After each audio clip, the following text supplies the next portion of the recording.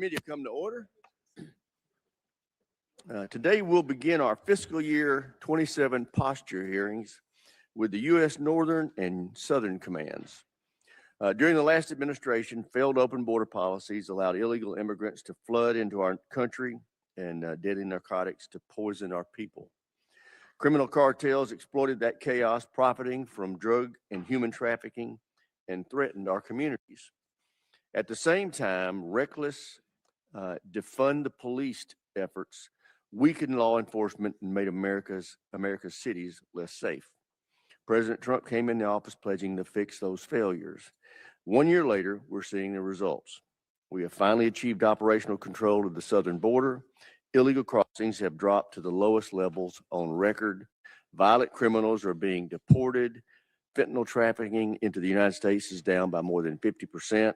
Overdose deaths are declining nationwide, and crime rates have plummeted, especially in cities where the National Guard is supporting local law enforcement. But defending the homeland does not stop at our borders. It also requires confronting threats at their source. The president's made it clear that narco-terrorists, and hostile foreign powers will find no sanctuary or foothold anywhere in our hemisphere. Operation Southern Spear is dismantling cartel networks before their drugs cross our borders. Maritime narcotics trafficking has been substantially reduced. The historic mission that brought Nicolas Maduro to justice demonstrated that we will not tolerate threats in our backyard. Nor will regimes aligned with Beijing, Moscow, or Tehran be allowed to undermine U.S. interests just beyond our border. But the United States cannot confront these threats in the Western Hemisphere alone. That's why I commend the administration for establishing the America's Counter-Cartel Coalition. This coalition of 17 countries will leverage capabilities to combat the cartels that profit from drug trafficking and illegal immigration. I look forward to hearing from General Donovan about how we are working with these regional partners to build their capacity to secure their borders and take the fight to the cartels. These partnerships also play a critical role in countering China's growing influence. For decades, Beijing expanded its presence across the region by embedding itself in ports, telecommunications networks, critical minerals processing, and other strategic infrastructure. These investments are not benign. They are part of a deliberate strategy to expand Beijing's influence in our hemisphere and undermine U.S. security. That is why this administration has acted decisively to push back. Successes like denying Chinese control of the Panama Canal demonstrate the results of that leadership. China's ambitions extend well beyond Latin America, reaching toward our northern approaches in the Arctic, where Russia is also testing our defenses. In the past 2 years, we've seen Russian and Chinese bombers and warships operating jointly near Alaska. This is a significant demonstration of military cooperation between our two most capable adversaries right off our shores. Moreover, the growing missile capabilities of our adversaries make the president's Golden Dome initiative essential to defending the homeland. I look forward to hearing from General Guillot on his efforts to secure our borders and improve our homeland defense. I want to thank our witnesses for being here today. I look forward to your testimony. With that, I yield to my friend, the ranking member, for any opening statement he may have. Thank you, Mr. Chairman. I thank our witnesses for being here today to kick off our posture hearing season. I think the chairman laid out, the challenges and the connections between both SOUTHCOM and NORTHCOM. So one of the things we're most interested in hearing about is that overall fight against drug traffickers and human traffickers is going right now. What are the challenges? What are the plans going forward? And certainly down in SOUTHCOM, attention has shifted. Obviously, major war in the Middle East right now, but the boat strikes continue. The Venezuelan government is still an issue in terms of, their stability, how they're contributing to the region. This committee could really use an update on what's going on with that. What's the plan going forward? And specifically, what results are we seeing in terms of the drug trafficking issue? Drugs are still a major problem in the U.S. The drug cartels are still a major problem. Where does that fight go? And then it connects, obviously, SOUTHCOM and NORTHCOM with what's gone on in Mexico, assassination of the the killing of the drug cartel leader and then the violence that followed that. Really want to get an assessment from both of you, all three of you actually, on where that fight is going, what you think the most crucial steps are going forward. And to the chairman's point about the coalition that's trying to be pulled together, I think that's absolutely a crucial part of this. We can't just come in and bend all of those countries to our will. We need to work in cooperation. I've always felt that the Plan Colombia model from over 20 years ago was a pretty good model of how to do that, how to partner and work with nations down there to try to combat a problem that affects them as well as us. But we need more details on where that campaign is going as we move forward. In NORTHCOM, there's been a massive increase in the use of the Department of Defense for border security. Would like an update on that in terms of troops committed to it, what their roles and missions are. I had a good conversation with General Guillot yesterday, laid out some of that. I think that would be really important to have a discussion about where we see that going. And then other parts of that, one, as the chairman alluded to, Golden Dome. Where is that headed? We still don't have much in the way of detail on that. Now, Golden Dome contains a whole lot of very important technologies that we're going to work on one way or another, whether it's domestically to prepare us for whatever contingencies we might have overseas. Counter-drone, counter-missile technology is crucial. We want to make sure that money's being spent intelligently. I still worry that this mythical vision that somehow we're going to block every single thing that could possibly come into the U.S. from a missile or drone capability could lead to some very big mistakes in terms of what we spend money on. We need a defensive capability. We also need to be mindful of the fact that no matter what it is, it's not going to be perfect. And we see that in the Middle East now. Israel has an incredibly effective counter-drone, counter-missile system. They have a much smaller area to worry about. And still, in a conflict with Iran, some missiles do get through. How does that factor into our strategic planning as we move forward? I'll close with three sort of problems, concerns. One is the use of the Department of Defense domestically. That has calmed down recently as we've shifted focus, as I said, to Iran.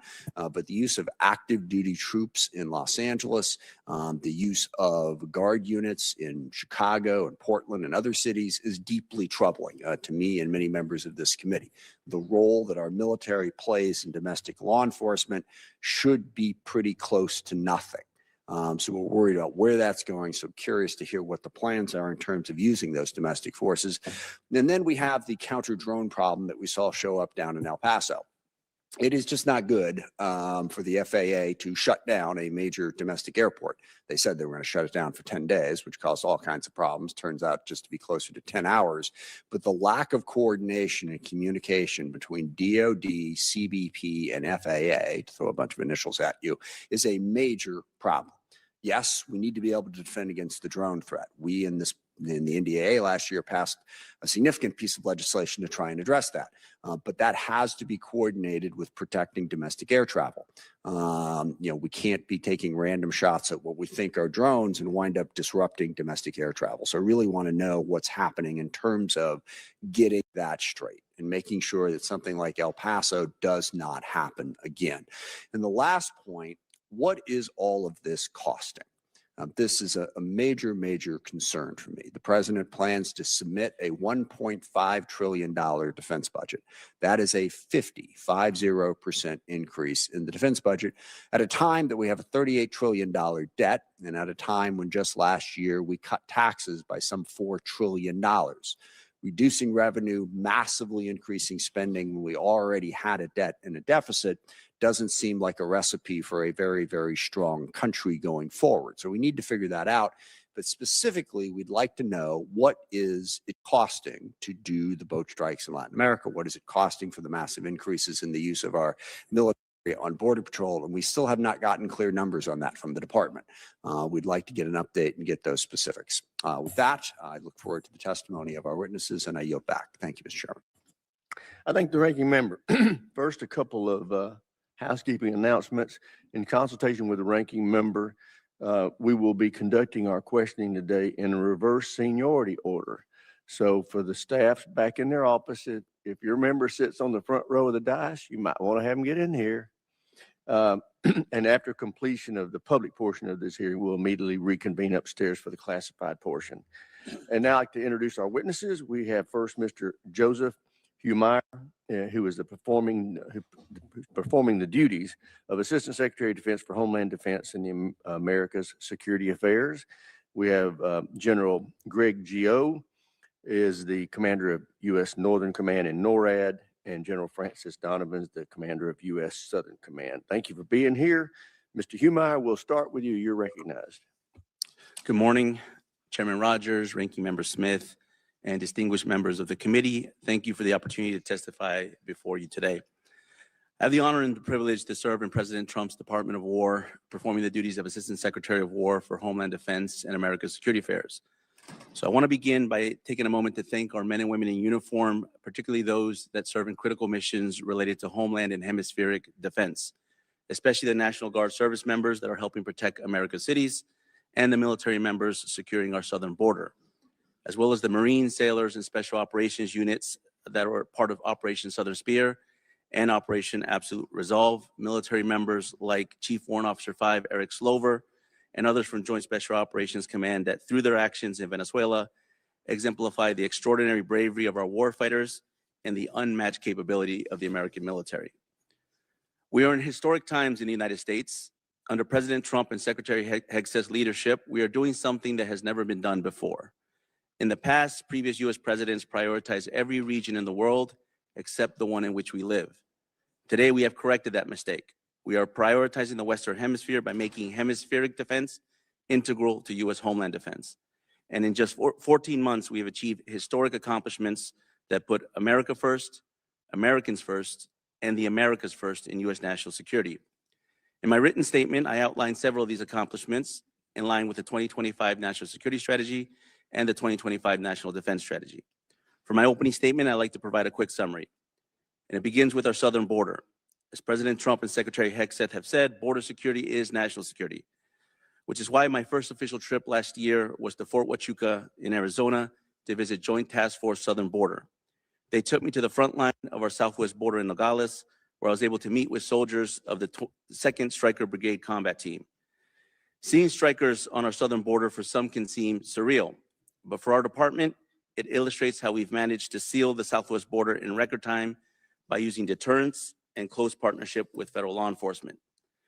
Today, the department maintains over 12,000 service members along our southern border and has established 6 national defense areas covering 845 miles or 42% of the border across Arizona, California, New Mexico, and Texas.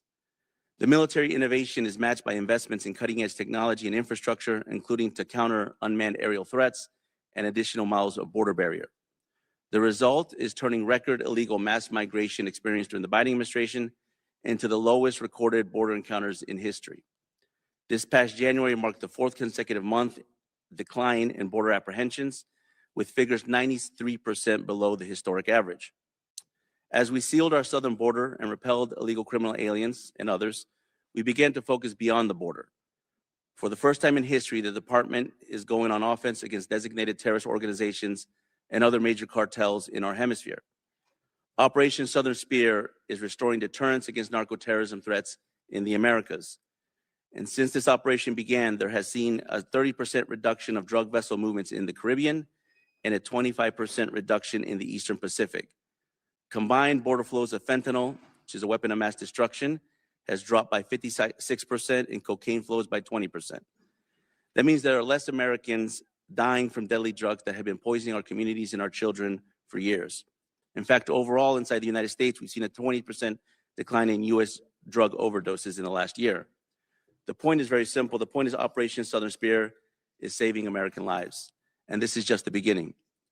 Earlier this month, as both the ranking member and the chairman have indicated, U.S. Southern Command hosted, along with Secretary Hegseth, ministers from 17 countries in Latin America and Caribbean to form the America's Counter-Cartel Coalition, a coalition aimed at rooting out narco-terrorism threats through partner-led deterrence-focused operations. That same week, Ecuador became the first country to conduct joint land strikes in Latin America against cartel infrastructure, bringing collective hard power against cartels and increasing burden sharing. Happy to announce as well as Chile has now become the 18th member of that coalition since last week. Our plan is to continue to transition to partner-led deterrence-focused operations against narco-terrorist networks that threaten the U.S. homeland, while enhancing our posture to secure immediate security perimeter and key terrain. From Alaska to Greenland and the Arctic to the Gulf of America and the Panama Canal and surrounding countries, the department is implementing what the NSS has described as the Trump corollary to the Monroe Doctrine, both to defend America's immediate security perimeter and to deny adversaries access to key terrain across the Western Hemisphere. None of this would be possible without the unparalleled efforts of U.S. Northern Command and U.S. Southern Command. Both General Guillot and General Donovan have shown extraordinary leadership in adapting their commands to these priority missions. So I'd like to conclude by thanking them, and together we stand ready to support our warfighters, defend our nation, and secure our neighborhood.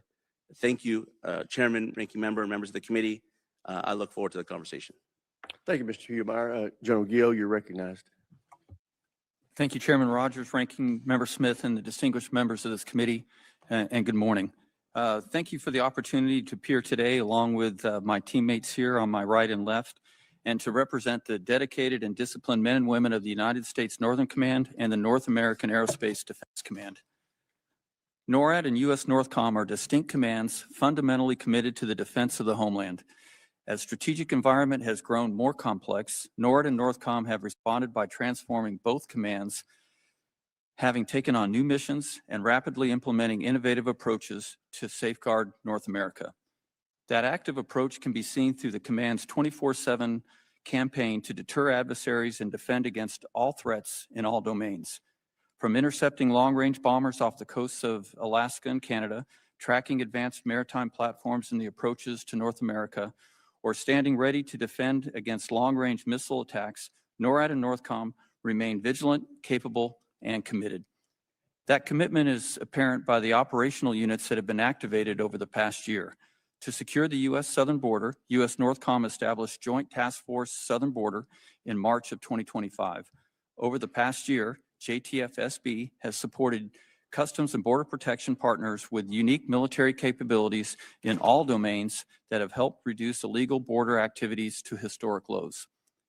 To more effectively combat the criminal cartels responsible for the deaths of over 100,000 Americans every year, NORTHCOM established Joint Interagency Task Force Counter-Cartel, a whole-of-government enterprise dedicated to fusing intelligence used to help dismantle cartel networks. And to accelerate our integrated air and missile defense capabilities, U.S. NORTHCOM stood up Joint Task Force Gold to serve as the operational arm for the future layered defense system provided by Golden Dome for America. To address the challenge to safety and security posed by unmanned aircraft systems, or UASs, U.S. NORTHCOM is designated as the department's synchronizer for counter small UAS activities in the continental U.S. and Alaska. U.S. NORTHCOM has developed a rapidly deployable counter small UAS flyaway kit to defend critical installations and employ innovative technologies to protect U.S. personnel, including along the border. And through exercises like Falcon Peak, we are also accelerating the development of new counter small UAS technologies in partnership with JIATA 401 and industry. Assuring our ability to operate in the high north is a strategic necessity.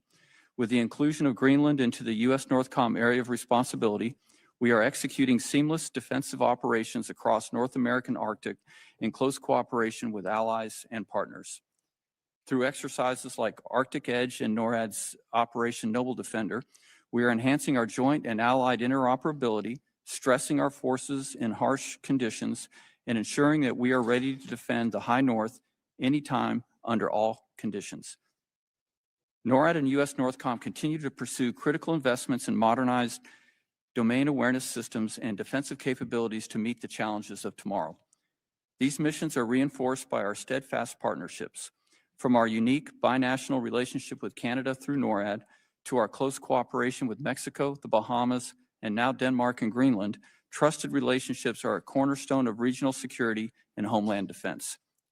Domestically, U.S. NORTHCOM's mission to provide defense support of civil authorities remains a critical responsibility, and we stand ready to support lead federal agencies during natural disasters and key events, including America 250 celebrations and World Cup 2026, co-hosted by Canada, Mexico, and the United States. The men and women of U.S. NORTHCOM and NORAD have embraced these new challenges and are unwavering in their no-fail mission to stay ahead of all adversaries in all domains. We appreciate the steadfast support of this committee, and I look forward to your questions. we have the watch. Thank you, General. Joe Donovan, you're recognized. Chairman Rogers, Ranking Member Smith, and distinguished members of this committee, thank you for the opportunity to discuss the posture of United States Southern Command. On behalf of the men and women of SOUTHCOM, Sergeant Major Rodriguez and I appreciate your continued support. I'm joined today by my good friends, Mr. Joseph Humire and General Guillot. The three of us are aligned with the department's focus on the Western Hemisphere. We are dedicated to rebuilding U.S. leadership and presence in this critical part of the world. Let me begin by saying I've learned a lot in the last 41 days about the dynamic region I'm responsible for and the incredible organization I am now leading. As this committee knows, last year was a pivotal moment in SOUTHCOM's history. The command was responsible for multiple priority missions and operations, each with enormous national security implications. The SOUTHCOM team rose to the challenge while remaining true to its legacy of partnering and collaboration. I specifically want to thank the leaders of our Joint Task Force Southern Spear, SOUTHCOM's warfighting headquarters, who are leading our efforts against drug cartels and terrorist networks with incredible levels of professionalism and precision. Now we're ready to evolve for the future. The 2026 National Defense Strategy lays out the threats we face in this hemisphere and SOUTHCOM's role in addressing them. In response, I have developed 4 imperatives. First, SOUTHCOM strengthens hemispheric command and control by redesigning and building the SOUTHCOM headquarters for strategic level operations at range, speed, and scale. Second, SOUTHCOM imposes total systemic friction on drug cartels and terrorist networks. This requires a hemispheric-wide approach led by SOUTHCOM and NORTHCOM to help our partners degrade these organizations and reduce the threat they pose to our partners and our own nation. Third, SOUTHCOM develops and fields cost-effective, modernized forces tailored for the mission in this hemisphere. These forces fully maximize operational maneuver, autonomous systems, and human-machine teaming to greatly increase lethality, all-domain awareness, and data sharing for U.S. and partner forces. And finally, SOUTHCOM denies adversary footholds and undue influence in this hemisphere. That includes their ability to position forces or other capabilities that threaten our homeland or regional partners and challenge our access to key terrain like the Panama Canal and its approaches. These imperatives in the dynamic security environment we operate in will require the right structures, authorities, and forces to keep pace with mission needs. SOUTHCOM is moving out with speed and urgency and stands ready to work with Congress to defend our homeland and our hemisphere. I thank this committee for their unyielding support to U.S. Southern Command and look forward to our discussions this morning. Thank you very much. Thank you, General. I'll recognize myself first for questions. Many have heard me complain from up here that both AFRICOM and SOUTHCOM have historically been under-resourced and overlooked. And with President Trump, when it comes to Southern Command, that has changed. He has renewed the department's strategic focus on your area of responsibility. Given this refocus, what is your strategy for SOUTHCOM and its way forward with regard to resourcing and capabilities? Chairman, thank you. As I look at, in the past 41 days, I look at the capability of the headquarters I just mentioned, that we have to build the headquarters to actually operate 24/7 across our region.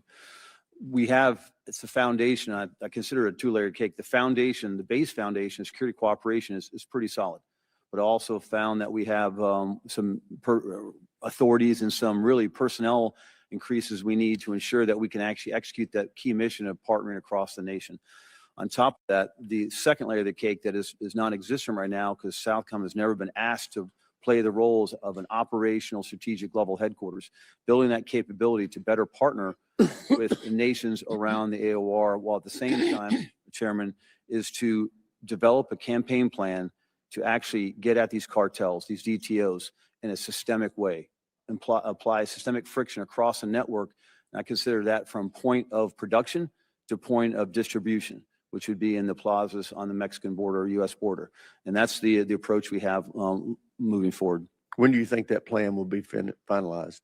Right now, Mr. Chairman, we're going to build off of what is currently in place, Operation Southern Spear, and evolve that plan. We're in the planning process now. I've given the initial commander's guidance. We expect in this next 30 days, we'll have the framework of that plan in place. Well, the department has engaged and thwarted the cartels seeking to traffic deadly drugs in the U.S. How have they adapted to that new approach by the United States, or have they? Chairman, I wouldn't provide exact percentages right now. In this time I've watched our forces engage both from partnership and security cooperation and capability building all the way to kinetic operations. My initial assessment is I believe the enemy is adapting because enemies adapt to pressure. And with our goal of putting, again, friction across this entire network, we are seeing some changes, whether that's additional flows further to the west into the Pacific, or more air traffic, or more in shipping containers as far as illicit drugs moving north. I can't give you percentages, but we know the enemy is adapting to our actions.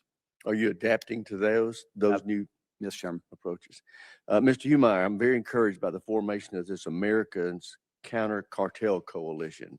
But what specifically are we looking for from those partner countries? Is it intelligence sharing, partner-led operation? What are you looking for from those partners? And what are they looking for from us? Yeah, Chairman, I believe it's a little bit of all of the above. Fundamentally, I've been able to visit about 16 countries in the last year in the Western Hemisphere, the majority of that in Latin America and the Caribbean. And the number one response I get from all our partners is why did it take you so long?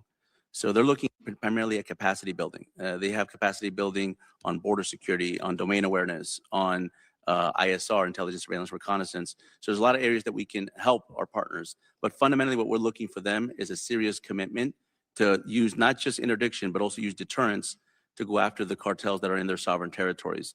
This is going a little bit to what General Donovan is saying. You know, on the successes of OSS, a lot of them have been inspired by the bold action by this administration to go after the cartel, combining deterrence with interdiction. We still do historic records of interdiction, but deterrence sends a stronger signal. So if you look at the drug flows that are going from south to north, it's like a 4-lane highway. So OSS focused on looking at the eastern lane in the Eastern Caribbean and the western lane in the Eastern Pacific. We're looking at our partners to do more on the Central Caribbean and the Western Caribbean, as well as on land. So when it comes to land-based strikes, Ecuador, I think, has set the pace, where they've, with their permission, with the permission of their government, we've been able to help Ecuador become much more aggressive at going after their cartel threats, providing them capabilities that they otherwise would not have. Do you get the impression that any of them are concerned about us intruding on their sovereignty as a part of this process? Members of the coalition specifically signed a joint security declaration mentioning that they want this support, and most of them all are looking for this. They have the threat of transnational organized crime is a threat that's permeated all countries in the Western Hemisphere for decades. So all of them have been looking to go after this. Some of them have limited capabilities. Some of them don't even really have a military, and they're looking to use the United States military to augment them. And that also includes non-kinetic effects on cyber, information operations, and others. Okay, my time's expired. Chair recognizes the ranking member.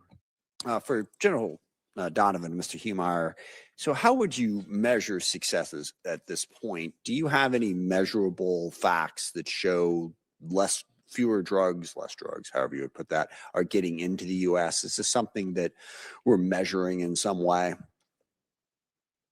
I'm happy to take that, ranking member. Sure. So as I mentioned on those 4 lanes of the drug flows, the way that we're looking at policy within the Pentagon is movements of vessels and then degrading the capability of the organizations.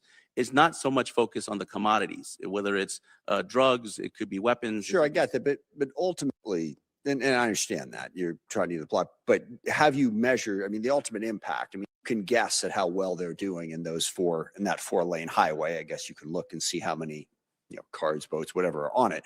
But ultimately, the measurement of how many drugs are getting into the U.S. Do we have any measurement on that particular piece of it?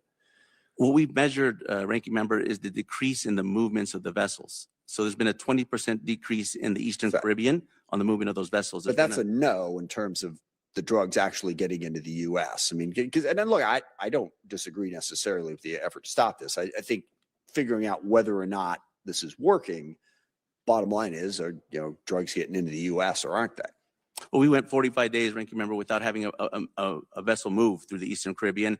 I think when you don't have any movement, there's likely not going to be any type of drugs or any other commodities. Sure, unless there's 4, like you just said, there's 4 lanes on that highway. So not necessarily. Is my point. I mean, true measure of this would be, okay, which 4 lanes?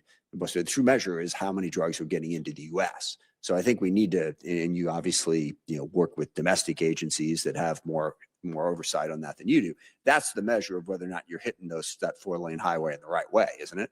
Correct, but it's also the measurement of how many drug overdose deaths we have inside the United States, and that obviously goes beyond to the interagency. But we have seen record drops. That's an answer. Now it's not necessarily a controlling answer because there's a lot of different things that can contribute to overdose deaths. But that's what we're sort of looking for. And if you're really going to measure this, that's where you need to focus. And that's the next portion of the question is, so you're doing the boat strikes primarily in international waters, Caribbean, Pacific. Is there a feeling that you're going to be moving to a lot more terrestrial strikes? Sorry, land strikes, however one would put that. Yes, Ranking Member. So the purpose of the coalition is to look at where our partners are looking at the primary threats that are facing narcoterrorism. In many cases, it is on land. It is inside within and many times on their borders. But those efforts are doing in partnership with these host nation governments and with their permission. So in the case of Ecuador, for instance, they gave us both their consent. So you do not intend to take any unilateral strikes on the sovereign territory of other nations? Ranking Member, I reserve the right in the decision space of the White House and the President to make those decisions. I know at the Department of War. Is that part of the plan at the moment? In the Department of War, we are prepared to give all options to the President, but what we're focused on. That's not an answer to the question. So is it part of, it's not, I think you're saying it's not part of the plan at the moment, but it might be. Currently, we are focused on partner-led deterrence-focused operations through this coalition. And how many strikes are being made on land against the cartels and the narcotics groups right now, either in coordination or by one of these 17 partner nations? So I don't have an exact number. I know Ecuador carried out a recent strike in the last couple of weeks, and I know they're beginning an operation that began yesterday or 2 days ago now. That's going to carry out for 15 days inside their country, but I don't have a specific on the number of strikes. Is there any particular endpoint that you see to U.S. kinetic action in this regard? Because as you point out, we've been battling cartels for a long time. This seems like a forever conflict, is it not? I mean, what would be the level of achievement that would be necessary for you to say, okay, we can stop kinetic action? So the center of gravity of the cartel threat or narco-terrorist threat has always been border security. We kind of showed that with sealing our U.S. southwest border and the reduction of movements, both of drugs, but also of all kinds of illicit activity. Sure, and that's good, but the boat strikes are continuing. No, correct. But what I'm saying, Ranking Member, is that the extension of having border security throughout the hemisphere is a big focus. And as we be able to advance on countries securing their border. I got one more thing I got to get in here before I run out of time. So just quickly, there is no particular endpoint to this campaign, and that's something we're going to want to talk about. The second thing, and I'm sorry I took too long on that to not point out, domestically, General Guillot, figuring out how to coordinate properly, as I said in my opening statements with the FAA, we can't be shutting down airports. So if you could just quick comment on what you're doing to get better coordination. I'm out of time, but. Yes, Ranking Member, we are coordinating very closely with the FAA on the use of all of our counter-UAS systems, and we've established very solid coordination methods between those who fly UAVs. We will want to see the details on that. Absolutely, sir. And with that, I yield back. Thank you, Mr. Chairman. Thank the gentleman. Chair now recognizes the gentleman from Arizona, Mr. Amade. Thank you, Mr. Chairman. For the first time in recent memory, we have a president who understands our national security starts with securing America's borders and defending our own backyard.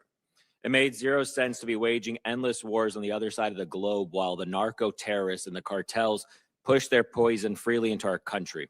In just 1 year, we lost more Americans to fentanyl than during the entire Vietnam, Iraq, and Afghanistan wars combined. Nothing is more important than having control of our borders and making sure our neighbors aren't bringing hostile foreign influence to our doorstep. Now, Arizona is leading the America First fight on the border.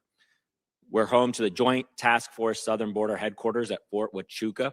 The Department of War's Joint Interagency Task Force is taking on the cartels out of Tucson, and our 162nd Fighter Wing pilots deliver 24/7 air dominance across the Southwest. Now, on behalf of Arizona, thank you all for helping secure our borders and making sure America is safe again. Now, General Guillot, I understand with how is NORTHCOM harnessing Arizona's cutting edge autonomous sensors and AI-driven surveillance at our southern border to give our war fighters the edge they need? Congressman, first I'd like to acknowledge the great contributions of Arizona, and not because I'm an Arizonan, but as you mentioned, the 162nd, I've flown with them a couple times, outstanding air defense of the United States, and all the other units, GIADF, counter cartel, and the work that they're doing to fuse intelligence that can counter the cartels, and then JTF Southern Border running the full 1,954 miles of the border in the SEAL part of the seal and repel order that we have. As for the autonomous sensors, I'm a very, very strong proponent of those. And as the Customs and Border Protection fields more of those across the border, what that does is, one, it reduces the reliance on soldiers and Marines to backfill that, and two, is it allows for much faster response to illegal activity at the border. So as CBP is able to put more and more of those into place, it'll be integrated into the systems that we've moved down to the southern border as part of JTF-SB to complete and hold that seal. Very good. And thank you again for helping secure our border, General, because, you know, my district is actually probably one of the most important districts in terms of the cutting edge of AI, right? We have TSMC, we have all the semiconductors, and under the Biden administration, we had tens of thousands of Chinese nationals cross our southern border. And now that it's sealed, thanks to the U.S. military's help, we're no longer going to have that type of influence be exploited. And General, you testified that hundreds of drones are invading the airspace of our most sensitive military bases. I know we have many military bases at our southern border, like Fort Huachuca. Now, what additional resources or authorities do you need from us to fully secure the southern border against drones, tunnels, and other threats, and especially our airspace on our bases? Congressman, you'll hear something from me you probably rarely hear, but last year we asked for 4 counter-UAS authorities, and all 4 have been granted over the past year. So we do not lack any authorities now. We just need to work with industry to field the systems at all the bases, such as at Davis-Monthan, to ensure that all of the bases have the systems they need to counter the drones. And we've worked very closely with Davis-Monthan. In fact, did a validation exercise over this past year on how NORTHCOM can come in with a flyaway kit on a moment's notice to help them seal. And this was in an exercise, but we stand ready to do that at any time. Very good. Thank you. Now, Mr. Humire, I applaud your success in capturing Maduro, but a potential power vacuum might be open for our enemies. Now, how are you making sure enemies don't just buy or bully their way back into the region? And how do you see the threats by China and Russia towards regional oil and gas and strategic minerals, ports, and tech going? Yes, thank you, Congressman, for the question. Venezuela is an ongoing effort. It's an effort that's going to require persistent engagement. And what we're doing is we're trying to level that engagement across the interagency, frankly. But within the Department of War, we're focused on the first phase of the 3-phase plans that Secretary Rubio has outlined: stabilization, recovery, and transition. So the Department of War has focusing on the stabilization aspect of that plan, and that stabilization aspect requires us to have persistent engagement with the Venezuelan government and the Venezuelan armed forces. We have that engagement. Both General Donovan and I have been able to visit Venezuela in recent weeks. We've had discussions with the Venezuelan government, and as of today, they are continuing to comply with a lot of the security guarantees that we've been asking for, both for our personnel and our embassy on the ground, as well as any kind of presence of any threats, external and internal, to the country and stability of Venezuela. Thank you. Gentleman's time's expired. Chair now recognizes Dr. Conaway. Thank you, Mr. Chairman. Mr. Humire, you addressed the continued threat of unmanned aircraft systems in your testimony. Do you believe that continued investments in UAS and counter-UAS are essential to adapt to the modern battlefield? I'm very interested in this question because I do believe we need to test, evaluate, and demonstrate the integration of improved munition payloads and improved unmanned aircraft systems. Absolutely, Congressman. I strongly believe that counter-UAS is going to be not just the next frontier, it's the current frontier of the battlefield. We're seeing that as far afield as places like Ukraine and the Middle East, but obviously we're also seeing that on our southern border, as General Guillot has attested to. And I can say that in the Pentagon, at the policy office, we've been able to streamline the coordination process on counter-UAS authorities, statutory authorities from 130I to reduce that time frame for 80%. We have more to go, but we want to make it fast so that the battlefield commanders have all the authorities they need to engage the threat. Thank you. And sticking with you, Mr. Humire, recent events of and actions of the administration are of great concern. In particular, I'm extremely worried about the cost of numerous military operations the president has directed across multiple theaters. I'm concerned, of course, about the human cost. The most recent military operation in the Middle East has led to the tragic loss of 13 service members in that theater. These operations have also have a significant cost in dollars to taxpayers and in terms of the wear and tear on our equipment and future readiness. The administration's national defense strategy explicitly states that we need to be clear-eyed about the threats we faced as well as resources available to confront them. But in order to do so, this committee needs to know the total costs of these operations. So what is the total cost of these operations, specifically the operation Southern Spear and Absolute Resolve in dollars and in wear and tear on our equipment? Congressman, I'm happy to take questions regarding costs back to the Office of the Comptroller to get you specific answers on the financial costs. Operation Southern Spear is ongoing, so that the costs are going to continue to develop as we engage in that. But one of the purposes of the America's Counter-Cartel Coalition is to share that burden with our partners that are collectively have a responsibility for hemispheric defense. So happy to take that question back to the Comptroller. And one point, Mr. Congressman, I can't speak to other conflicts in other places, but I can speak to the commitment that this administration has to making sure that Western Hemisphere and Homeland Defense are a top priority mission. I think that's evidenced by the fact that even during the conflict in the Middle East, both President Trump and Secretary Hexet were present in Florida for our coalition in the SHIELD Summit of the Americas. And so right now you're unable to give us any costs to date on these operations? No, I could take it back and talk to the Comptroller. Moving on. In January, after Operation Absolute Resolve, the President Trump stated that he would run, or the United States rather, well, he would run Venezuela. And now yesterday, President Trump stated in reference to the current situation in Cuba, and I quote him, "I think I can do anything I want with it," pertaining to Cuba. Mr. Humire, I assume you've read the National Defense Strategy. Correct. Here's a quote from Secretary Hexet's introduction regarding the National Defense Strategy. "No longer will the department be distracted by interventionism, endless wars, regime change, and nation building." Given that statement and your understanding of the National Defense Strategy, I assume you remember reading this line.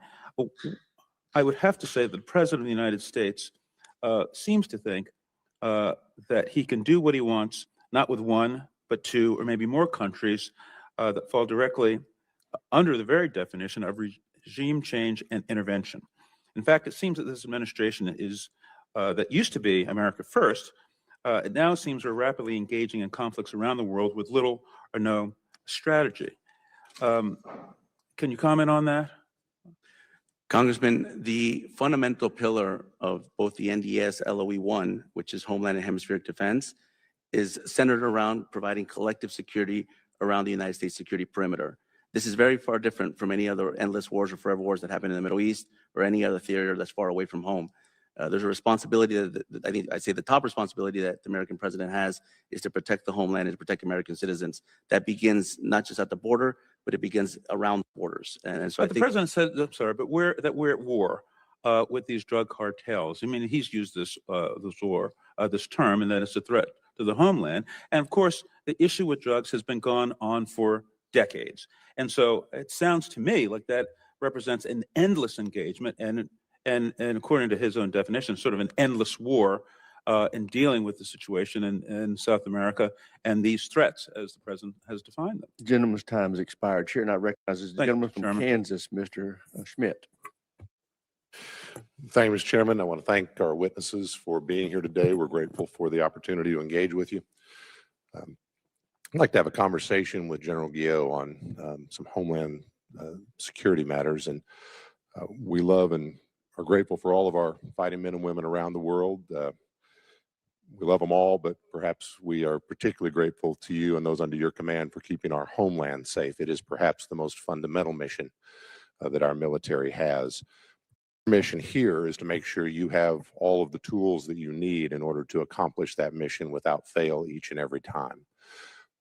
I represent a number of folks whose mission is to provide fuel to those who give us air superiority wherever we operate.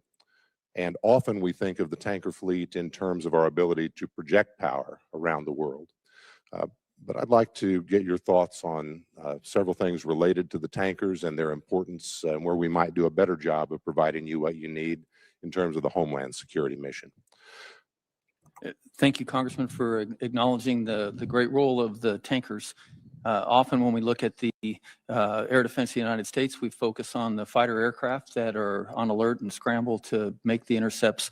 But every single one of them is enabled by a series of tankers that are behind the scenes, keeping the fight going. In fact, just over the weekend, we had several Noble Eagle scrambles, and the critical key to success for all of those was the fact that we not only had the tankers airborne, but we were able to scramble more tankers from across the country to get there to keep the fighter aircraft flowing for the duration of those. What I think that we could do is continue to modernize. You know, obviously we're relying on KC-135s primarily for NORAD. They do a fantastic job, but they're all, I think, at least 60 years old. And the reliability on them in the air is great, but I know it's a lot of work for the maintainers on the ground. For every hour that aircraft is in the air, it's usually several hours on the ground to make sure that they're ready. So continuing to modernize the fleet with KC-46 and other aircraft would be essential for the Homeland Defense mission. Thank you, General. Let me unpack that last point a little more. I mean, it's reasonable to think that in the event we had a near-peer engagement that threatened our homeland, that is probably not limited to engagement in the homeland. There's going to be demand from your fellow combatant commanders all over the globe. They all need to refuel in order to do what must be done. Do we have enough tankers? A related question in terms of your point on upgrading, the 135s are an old airframe. The 46s have had their share of challenges. What do we need to be thinking about in terms of if we're adding more? In the short term, we have what we have, but in the long term, where should we be thinking in terms of next generation purpose-built tankers to support the mission?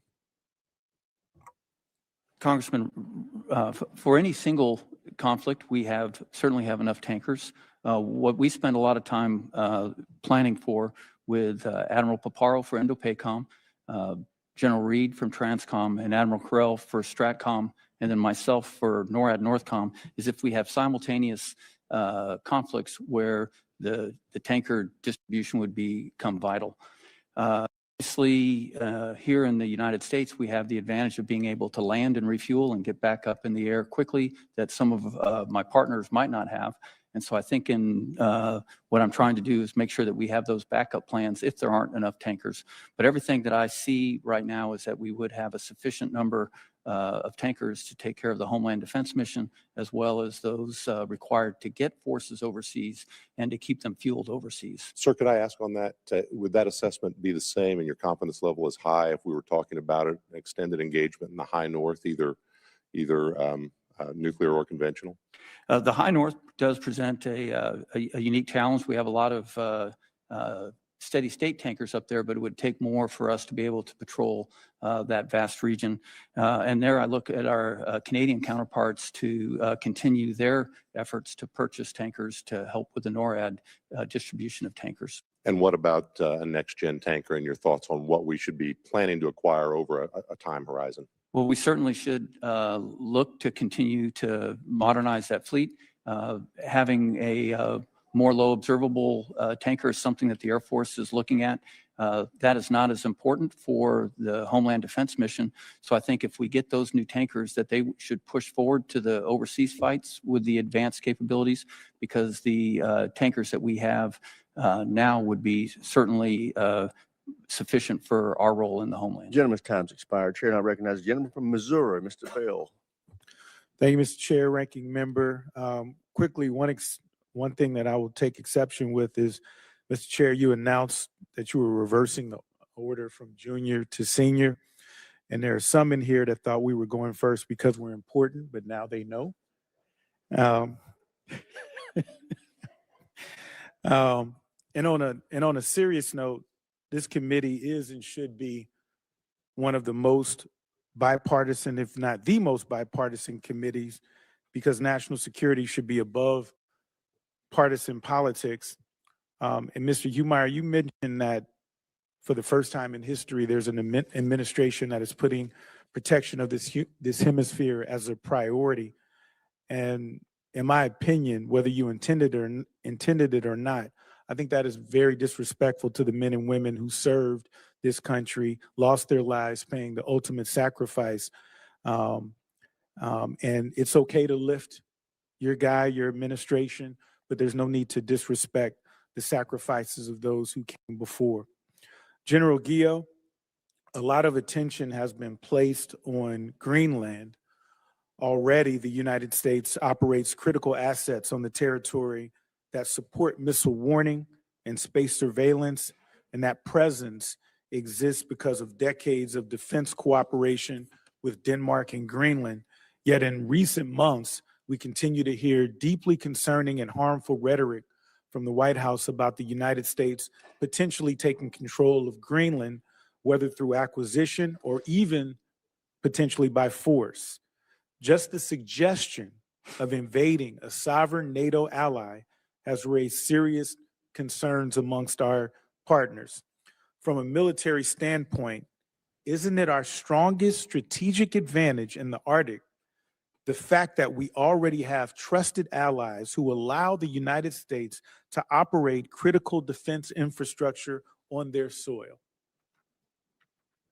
Congressman, I have great appreciation and respect for the leadership of Greenland and also my counterpart in Denmark that allow us to operate out of Patufic Air Base, which is our Space Force Base, excuse me, that you just mentioned, as well as other locations throughout Greenland that not only give the space capability that you described, but we can also operate the fighter aircraft and the tanker aircraft that give us that first line of defense against any adversary that might approach us from the north.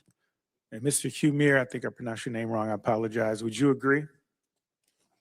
Yes, I agree, Mr. Congressman. And just to say, I don't have a lot of time, so sure, I'm gonna keep Mr. moving. Congressman, just to say the point on Greenland, just the fact that we have the 1951 treaty has allowed us to give, through partnership with Denmark, capabilities to enhance and refurbish not just the Patufic Space Base, but other locations that we used to have during World War II to put in that security. But those strategies are those partnerships are one of our greatest strategic assets, if you will. Correct, Congressman. And my understanding is that those And conversations let me are still turn, I'm ongoing. going to reclaim my time. Let me turn to another critical partner that this administration has repeatedly treated with hostility. The United States and Canada share one of the most integrated military partnerships in the world through NORAD, where two sovereign nations jointly defend the skies of North America. General Guillot, would you agree that the U.S.-Canada partnership is the cornerstone of continental defense and that maintaining that level of trust and coordination is essential as we modernize NORAD to address threats like cruise missiles, hypersonics, and unmanned systems? Congressman, the relationship in the binational command has been the only one in the world since 1958 where, and in this case, U.S. and Canadian military members work side by side. The mill-to-mill relationship is outstanding. And as you mentioned, we have some very challenging threats to address, and the NORAD modernization program, which is both a U.S. and a Canadian program, are instrumental to making sure that we stay ahead of the adversary. And Mr. Humire, would you agree? I do agree. I think we've gotten historic increased commitments from Canada at the Hague Summit for 5% of GDP on national defense, as well as 3.5% on core defense. And our department has been working very closely with the Canadian counterparts to review at the technical level where those defense dollars are being spent. And Mr. Congressman, I'll just say to the broader question, and I appreciate that you saying that national security is a bipartisan issue. Absolutely, I agree 100%. Also being one of those individuals that have served in uniform for 8 years, I think that a lot of the issues that we're dealing with transcend politics. But I will say that having Gentleman's that Latin time's America, expired. Chair now recognizes the gentleman from Virginia, Mr. McGuire. Thank you, Mr. Chairman. And thank you to our witnesses for being here. Thank you for your service. You know, we have the best military in the world, and the whole world has been watching our I've had former veterans I served with tell me they're just proud to be Americans, watching the professionalism with Operation Midnight Hammer, Operation Absolute Resolve, and Operation Epic Fury. Most of my time in the SEAL teams was in SOUTHCOM. So I guess, General Donovan, I just got a message from some of those war fighters, and they had a message for you for the cartels. And they said, give no rest for the cartels. Let's wear them out. No safe spaces. I'm sure you can concur with that. This question is for Mr. Humire. We talked earlier about Nogales Pass. I went to go visit. When I was there, I talked to the 10th Mountain Division General in charge of our security. I talked with Tom Homan and everyone else. And we talked about counter-U.S. policy. And I understand that we, in the last NDA, gave 4 permissions. One of the things we identified was a 2020 DOJ advisory. And we made a recommendation to this committee and entered into the record that advisory and an oversight committee that they rewrite it. And President Trump put out an executive order giving the DOJ 30 days to rewrite that. Do you know the status of that right now? I don't, Congressman, but I'm happy to take that back and get a response for you. No, sounds great. And talking about SOUTHCOM again, Mr. Humire, should we expect changes in military presence and tempo in SOUTHCOM right now? But I would defer to General Donovan on that, but I would say that we are looking to engage SOUTHCOM. This is in reference to my previous response, in ways that we haven't. That theater has been neglected for many years. I've looked at Latin America for 20 years, and the level of engagement that we have today, and this is by testament to the partners, is unprecedented in recent history.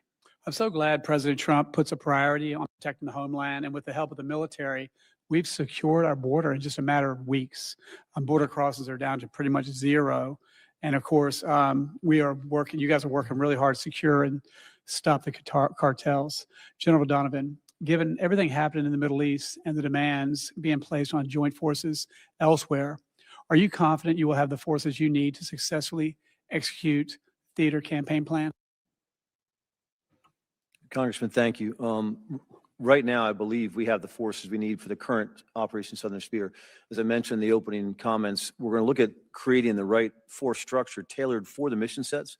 And with your background, I think you'd be aware of what I'm thinking about, Congressman. Those light expeditionary forces that can maneuver very quickly through the operational space, specifically in the maritime domain, where the sea is maneuver space and the SOUTHCOM is a maritime domain. So the right mix of land, air, and maritime surface assets to maneuver around that space and inject with partner operations throughout the region is where we're going to find our success.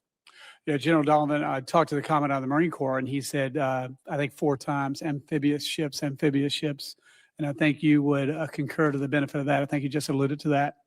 So we're seeing China expand its footprint through ports, space facilities, and other dual-use infrastructures across the hemisphere. General Donovan and Guillot, are NORTHCOM and SOUTHCOM working together to track and counter that influence?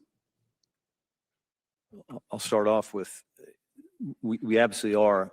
The chairman of the Joint Chiefs Staff has led a series of exercises called Elite Constellation, where we're looking at the PRC, the Chinese threat throughout all the GCCs, and through the exercise series, we're able to come together with different options aligned in NORTHCOM and SOUTHCOM. How do we look at that threat more holistically, not just through that unified command plane boundary? So I believe these exercise series we're on are helping us look at this in a more holistic way. Congressman, I agree with General Donovan, and I would just add that the unified command plan that he mentioned puts lines on a map. And we, General Donovan and I know that the cartels do not adhere to those lines on a map, and so therefore he and I do not. Again, the last question for anyone who wants to answer is, what potential threat does Cuba pose in enabling our adversaries to have a foothold in the Western Hemisphere, and are recent developments changing that? Happy to take that, Congressman. Cuba historically has been one of the strongest intelligence adversaries that we've had in the United States.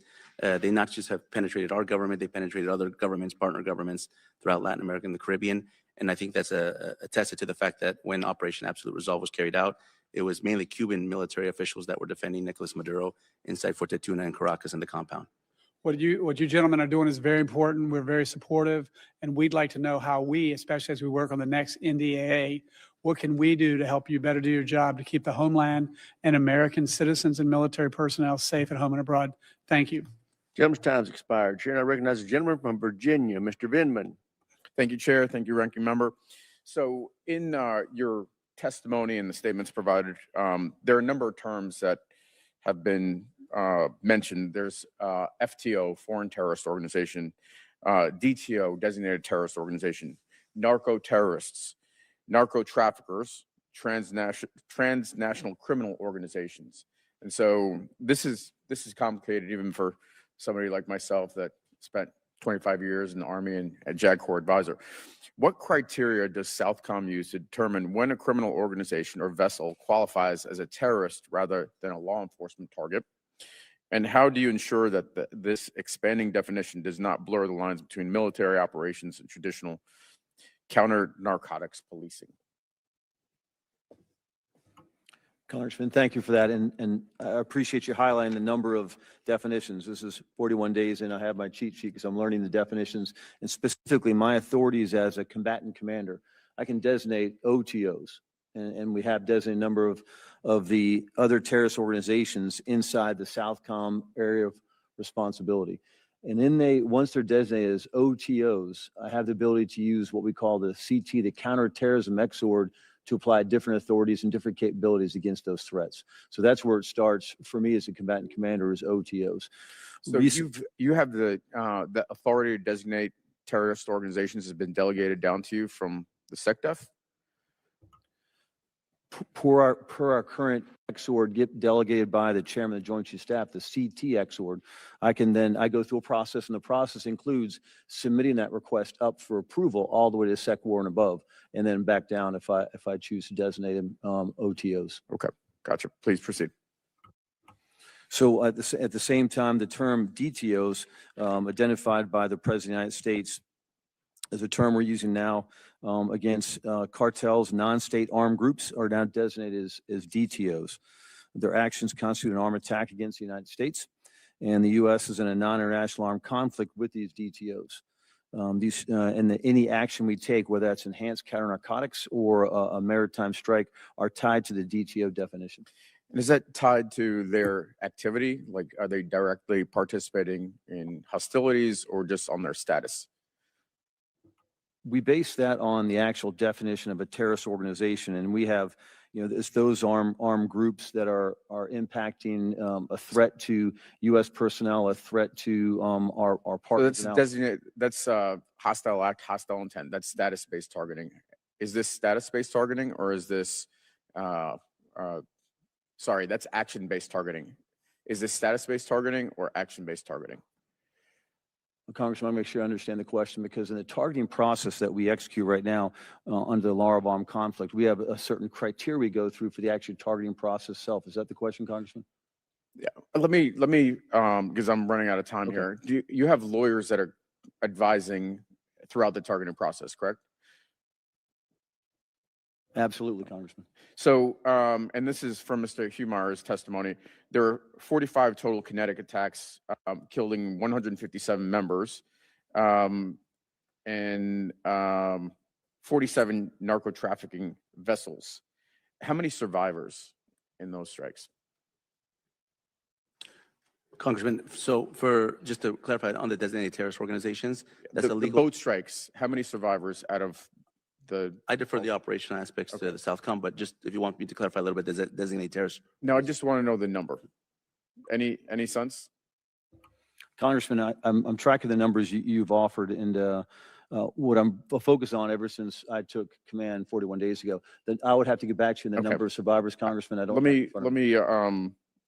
2 is my understanding, and so my question is this: we heard Secretary of Defense this weekend talk about no quarter, no survivors. Has an order been issued to you on no quarter, no survivors? General Donovan? Congressman, that is no. No. And would you consider such an order lawful? Congressman, I'm personally responsible for upholding the core principles of necessity, distinction, proportionality, and humanity, and that's part General of my Donovan, targeting process. I mean, this is a sort of like basic question. Is a no quarter, no mercy order lawful or unlawful? Congressman, I would not follow unlawful order. Okay. Well, that's an unlawful order. Gentleman's time's expired. Chair, and I recognize the gentleman from Texas, Mr. Gooden. Thank you. Gentlemen, I appreciate you all being here. Thank you. General Guillot, what is the feasibility of deploying space-based interceptors, and what operational advantages and risks are associated with deploying space-based interceptors as part of the Golden Dome? Congressman, I would have to defer part of that to General Gutlein, who is actually developing the architecture for Golden Dome. As I understand it, it is feasible, and we're well on the way to developing those. The advantage, though, would be it allows us to shoot down threatening ICBMs at a different phase of flight than the mid-course system that we rely on today. And so what Golden Dome will have is it'll have a space base to get it earlier, mid-course in the middle, and then an underlayer to get it in more of the terminal phase to give us more opportunities to catch any ICBMs that would be threatening North America. Thank you. I appreciate that. And General Donovan, I've got just two quick questions for you. The Chinese Communist Party has invested in ports, including a $1.3 billion investment in Peru, as well as cyber infrastructure and space facilities across Latin America. How concerned should we as this committee and Congress be that these so-called commercial projects could become dual-use facilities supporting Chinese military operations in our own hemisphere? Congressman, thank you for highlighting that. We are very concerned. I consider them all dual use. And specifically whether they're built with a military infrastructure background or there's just a functional device that could be used to support Chinese actions. I consider them all dual use, and right, we're tracking 23 port projects and 12 space-based enabling projects. I'll also ask, our defense systems rely on critical, not criminal minerals, but it's criminal how much they cost. Critical minerals for electronics, batteries, and advanced weapons. Do you believe China's growing role in mining and processing those resources in Latin America pose a long-term risk to our defense industrial base? Congressman, yes. Do you have anything to comment, just kind of a vague, throw it out there, with respect to Brazil and their seemingly close proximity to China? It seems as if China has quite a bit of a presence in Brazil. They've got some of the heads of their Southern Hemisphere operations that are camped out in Brazil.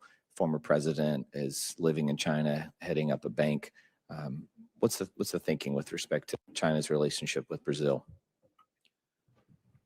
Congressman, I'll focus on the military aspects of our relationship with the Brazilian military. And I believe we have at the lower levels very good relationships. Matter of fact, we've seen some positive actions. Last year, Brazil was going to put on an amphibious exercise called Formosa, inviting the United States. We did not attend because the Chinese were participating. And so this year planned, the Chinese are not participating and we are attending. So there's movement there that those relationships, and a lot of those relationships to Chinese military are built over years, generational, years of relationship with military leaders. And so we believe that's our path forward. And I would defer anything else as far as the overall strategic or diplomatic approaches to the Secretary. Well, that's promising. I hope the progress continues, and thank you all for your service to the country. We appreciate you very much. Yield back. Gentleman yields back. Chair, and I recognize the gentleman from California, Mr. Whiteside. Thank you, Mr. Chairman. Thank you all for being here today. It's good to see you, General Guillot. I want to start by recognizing the extraordinary bravery and professionalism of our armed services, servicing both in the Middle East and around the world. And I join with all of those on the committee who are mourning the families of those who have been lost in the conflict in the Middle East. Mr. Humire, 2 weeks ago, I asked the Undersecretary of Defense for Policy, who I believe is your boss, Correct.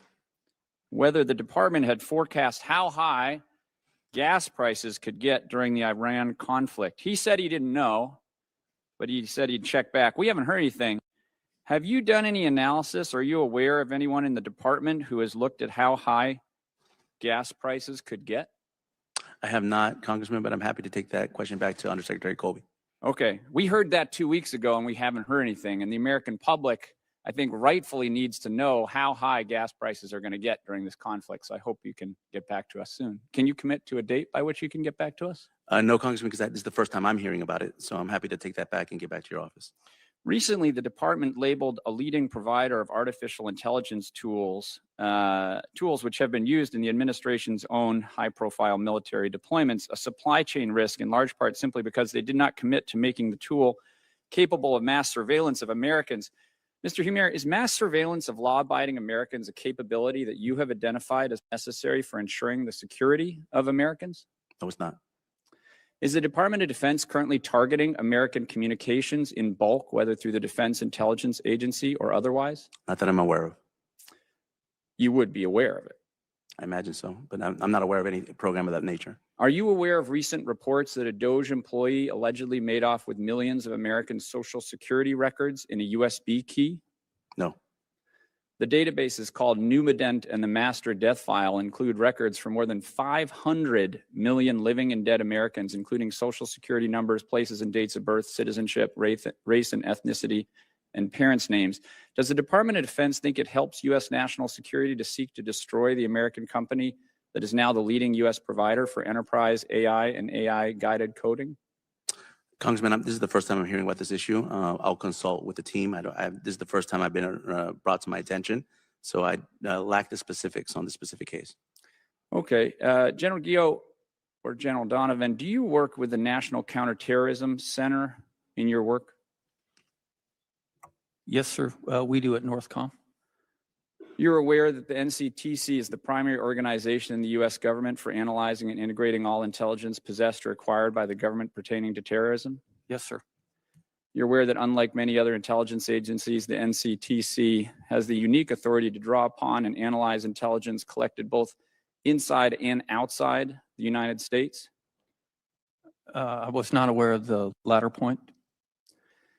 Are you aware that the director of the NCTC, who would have access to basically all data related to terrorist or other threats to the United States, just resigned, saying that Iran posed no imminent threat to our nation? Congressman, I was not aware that he resigned. Just have a couple minutes left. After the administration mobilized 4,000 National Guard troops and 700 Marines to Los Angeles, I joined my LA delegation, HASC colleagues, in demanding full transparency from Secretary of Defense Hegseth on the constitutionality and execution of the deployment. In December, the Supreme Court ruled that the president cannot bypass congressional approval or the Posse Comitatus Act simply by labeling it as enforcing federal law. Mr. Humire, will the administration commit to following the Supreme Court's order in this case and not to send troops into our own cities under unconstitutional grounds? My understanding, Congressman, is that the constitutional grounds that the department has used are both Title 10 or Title 32 authorities that allow the department to be able to deploy forces at the discretion of the governors under Title 32 or discretion of the president under Title 10. Yeah, I think the Supreme Court disagrees with you. But I appreciate your service, and I appreciate all of your service, and I yield back. Thank you. Gentleman yields back. Chair, I recognize Gentlelady from Virginia, Ms. Keegans. Thank you, Mr. Chair, and thank you to our panelists for being here and for your service to our great country. I have the privilege of representing Virginia's 2nd District, so Hampton Roads, home to our East Coast Navy. But this past week, we had a tragedy occur at one of our college campuses. We had a shooter who walked into Old Dominion University and targeted our Army ROTC students there. And we know that this shooter had known terrorist ties to ISIS. And the fact that he was walking around openly on the streets of our city is very infuriating to me. Part of the problem is state law. We have in Virginia that colleges and universities cannot vet criminal histories of people who are admitted to their campuses. But the reason I bring this up is because I'm worried about the terrorist cells that are in this country. We saw 14 million people walk across that southern border during the last administration. We know that there are people in this country that want to do our country harm, and that was on full display in Virginia this past week. So I'd like to hear from you. I know we've talked a lot about drug trafficking and cartel activity and how that activity has changed, with the change of administration here in Washington. So what about terrorist activity? Do you feel like that has that gotten any better or worse? Are we charting that as well? Because I still have those same concerns that not only are they here, but they continue to be in places to the north and to Central and South America as well. So if I could hear from General Guillot and then General Donovan. Congresswoman, I share your concern. One of the important roles I think that I have as the NORTHCOM commander is to ensure that there is not a seam between Homeland Defense and Homeland Security, that could be exploited by an adversary. Therefore, that in cooperation with the intel agencies, federal law enforcement, and also Special Operations Command, SOCOM, we host a CT summit every year where we look at that seam to make sure that anything that the law enforcement community knows, the military knows, and anything that primarily CENTCOM and SOCOM know from overseas on operations that could come into the homeland is known by all of us. The result of that last summit that both Admiral Bradley and I co-hosted was that the homegrown terrorist is probably our biggest threat, because there are so few indicators of those individuals until they actually take action. On those that are actually directed by another terrorist agency, we usually see that, for instance, an ISIS or an Al-Qaeda directed, but the homegrown, we don't. And so we work very closely with FBI and others to try to find any indications that we can of that. And again, to close, I share your concern, because I think that is our biggest threat. Great, thank you. Congresswoman, thank you. I believe the SOUTHCOM role is to be that forward area defense for the United States of America. So we participate in the same types of forums that General Guillot mentioned. We submit on conjunction with U.S. Special Operations Command a CT risk assessment, where we look at that global risk, and then where does that global risk reside? Those entities reside in South America, Central America, the Caribbean, to ensure that we're part of that same discussion, and when capable, and with the right authorities, we can act on those threats before they actually make it into the homeland. So very much linked through U.S. Special Operations Command. Thank you. Well, thank you for paying close attention to that issue. In addition to the constant, increase of terrorist threats and to the north and to the south, we know that China continues to make inroads, and we saw their Belt and Roads Initiative that's really spread to Central and South America, especially. And it was interesting. We visited New Zealand last year, and listening to them talk about that, where China goes in and tries to make these improvements in the communities, but they turn out to be, cheap improvements, and they are not well respected kind of at the end of the work that they're doing. So I'm just curious if the progress that the Chinese have made, especially Central and South America, where we heard they're trying to come into those communities. Are those communities welcoming, or are they a little more suspicious now of that kind of Chinese, integration into their space? Congresswoman, thank you for highlighting that. As mentioned in the opening statement, very concerned about their Chinese ability to get in and create infrastructure projects that are clearly dual use. We mentioned we have 23 port projects we're watching right now, and 12 space sites. We call them space enabling capabilities that are on the, especially in the southern cone, the southern portion of South America. I think you hit the nail on the head, Congresswoman, that often, as we've seen in places I've served in before, especially in Djibouti, I've watched the Chinese influence in Djibouti, and then you see 10 years later that they're very, it's Gentlelady's time's expired. Chair, and I recognize the gentlelady from Virginia, Ms. Elfreth. Thank you, Mr. Chair. Very proud to represent Maryland, but always proud to follow my colleague from Virginia. It's okay. We have very similar interests. Very similar interests. Thank you. Thank you to our gentleman for being here. I'm going to take us back a couple years to 2019, when three U.S. Navy sailors were killed in a terrorist attack at Naval Station Pensacola by a Saudi trainee. One of them, Navy officer Joshua Watson, just 23, was a recent graduate of the United States Naval Academy that I proudly represent. Two others, Airman Mohammed Haitham, just 19 from Florida, Airman Apprentice Cameron Walters, 21 of Georgia, were killed in the attack. The families of the victims deserve answers and some type of resolution for the fact that the Kingdom of Saudi Arabia did not properly vet the trainee that committed these horrible acts. Can you, anybody, give me kind of a status check on the litigation and whether the families have received compensation for their loss? I'm happy to get you a status check after I go back to the office, but I will say vetting is something that we're particularly focused on, particularly as it applies to military installations. This is something that we looked at specifically when we started creating the national defense areas on the southwest border, and now we started to look at protocols that we can apply throughout all U.S. federal installations. Could I get that response maybe in a week's time? Is that appropriate? I'm happy to respond. Yes. Thank you. I'm going to move on to Cuba. Yesterday afternoon, the president told reporters, "I do believe I'll have the honor of taking Cuba when he was asked what he meant by this, he said, taking Cuba in some form, whether I free it, take it, I think I can do anything I want with it. If you want to know the truth, they're a very weakened nation right now. General Donovan's prepared statements do not mention Cuba, nor does the National Defense Strategy identify Cuba as a threat. Can anybody identify for me or explain or define what take it could mean?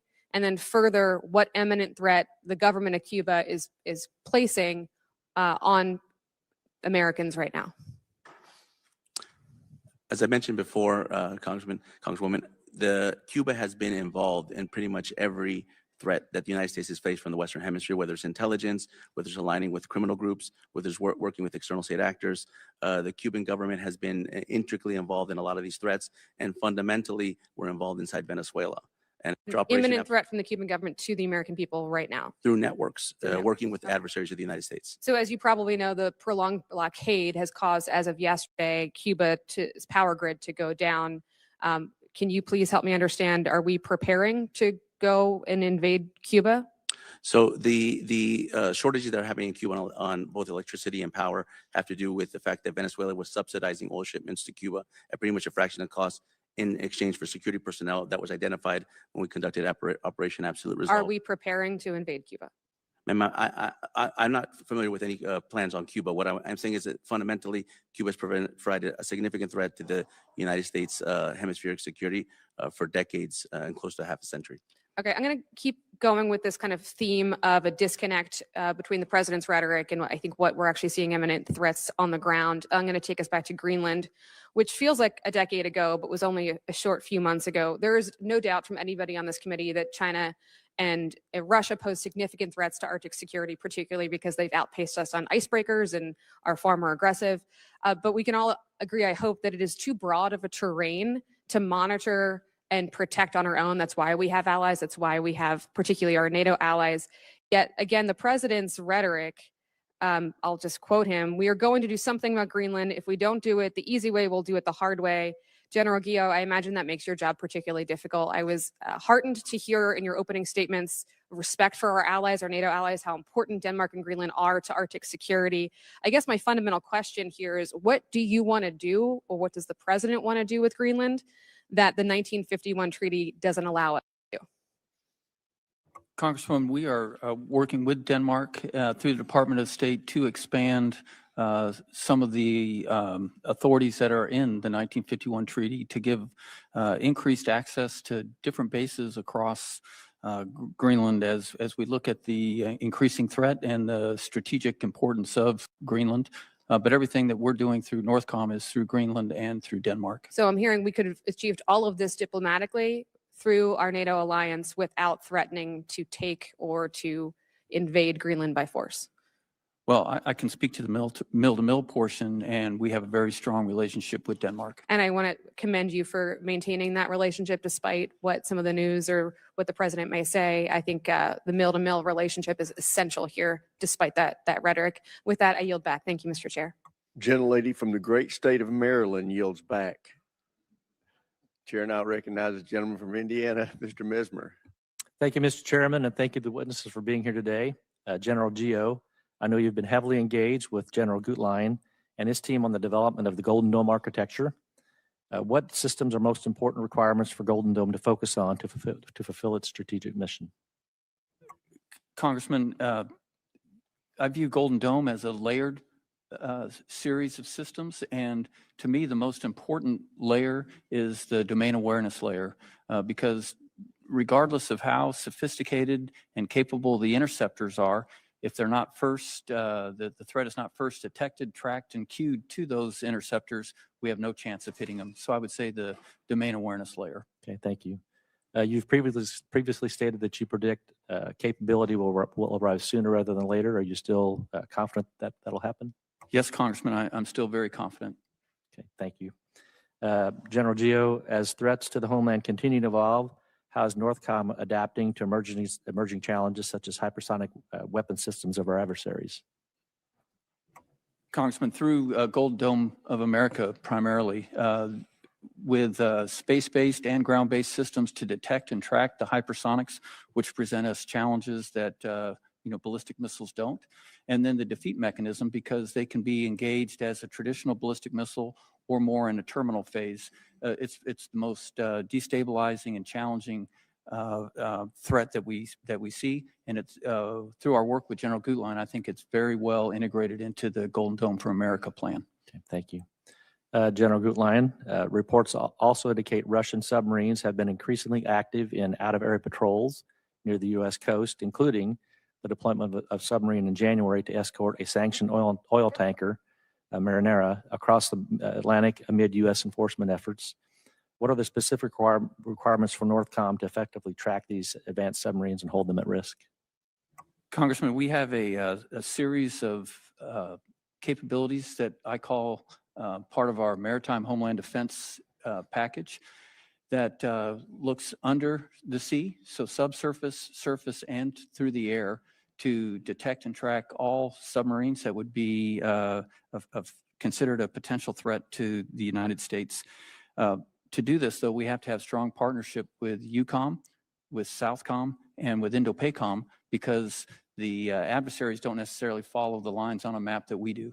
And so we traditionally, what will happen is one of those commands will activate the forces, and then we'll transfer command and control of those forces as they prosecute the potential adversaries across the water. And then that way we don't have to put more ships on it. We just keep the same ships, and then the command and control will go from EUCOM to NORTHCOM to SOUTHCOM and back. And we find that to be very effective and efficient. Okay, thank you. How might the New STARTs treaty end enable more aggressive nuclear signaling, and what role could Slick 'em In play in that deterrence? Congressman, I have to tell you, I would have to defer to STRATCOM on that. Okay, thank you.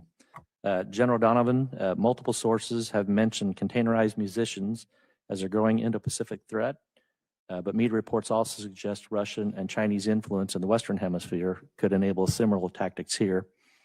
How can SOUTHCOM adopt this force posture to counter these?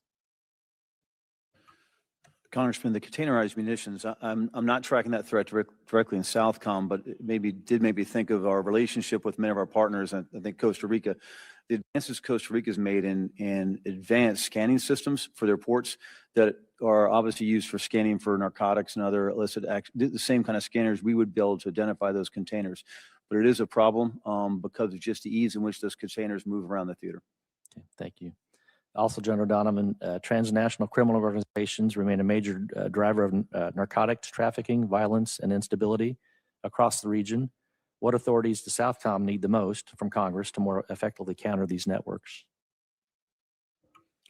Congressman, currently, I believe we have the authorities we need to counter these networks, and I believe we are moving forward with Operation Southern Spear to do just that thing. Okay, thank you. Would expanding cyber operational and assistance authorities to cover transnational criminal organizations be of use? Congressman, absolutely. Okay, thank you. And with that, I yield back the remainder of my time. Gentleman yields back. Chair now recognizes gentleman from Illinois, Mr. Sorensen. Thank you, Mr. Chairman. I would like to welcome General Guillot, General Donovan, and Mr. Humire. Mr. Humire, I just wanted to give you another chance to be completely truthful to this committee concerning Congresswoman Elfritz's question. You're saying that there are no plans to invade Cuba at this time, March 17th, 2026, correct? I'm not aware of any plans, Congressman, and I defer to the White House on those decisions. Great. Thank you very much. When we talk about what is necessary for our warfighter and their mission, we often focus on munitions, on strategy, and on capability. But as we've seen earlier this year in Operation Absolute Resolve, the weather played a significant role in the capture of Maduro while allowing every service member to come home to their family. As the only meteorologist serving here in the United States Congress, I know firsthand how accurate weather data is essential to keeping our military safe, as well as our neighbors back home. So to both of the generals here today, could you discuss how important accurate weather data is to the effectiveness of our missions and keeping our homeland safe? Congressman, I'll start if it's okay with General Donovan. It's the opening part of any one of our mission briefs is I was going to bring that up. It certainly is. And every time we do a mission brief, have a contingencies, and the first contingency we talk about is the weather.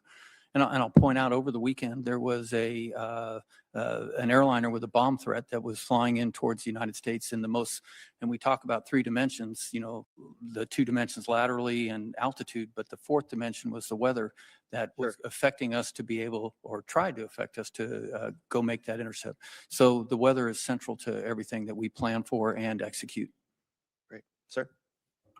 Congressman, thank you for that. As being a geography major, talking to a meteorologist type person, I really enjoyed hearing your comments. And I think from a aviation perspective to a ground or maritime perspective, I think of the impact of the weather, not only when we plan, but actually through execution. And can track very distinct weather data through execution. If I'm returning a ship back to an aircraft carrier, aircraft carrier inbound, the ship, if we increase 10 knots of wind, 2 feet of sea height, we end up having a problem recovering our aircraft. And so the key is that it plays into everything we do, and no amount of technology is going to diminish the weather. We have to be able to predict it and act with it every single day. My grandfather, when I was a kid, he was in the United States Navy in World War II, and my grandpa Sorensen is the reason why I'm a meteorologist today. And if he was living today, he could understand how important it would be to sit in this chair and talk about how important it is that cutting NOAA and the National Weather Service, not only does that impede accurate forecasts for meteorologists during times of severe weather, but I believe the Navy, the Air Force, the Space Force will be at greater risk as our country loses its meteorological supremacy. To Mr. Humire, could you please tell me your understanding of weather forecasts and how they keep our service members safe? I think that's an operational question, but fundamentally, I mean, the weather is in all kinds of operations, whether it's related to inclement weather, and we have hurricane season that often hits the Caribbean, and a lot of our partners ask for humanitarian assistance, disaster relief. So weather's a critical component. Are you aware of the lifted condensation level? I'm not.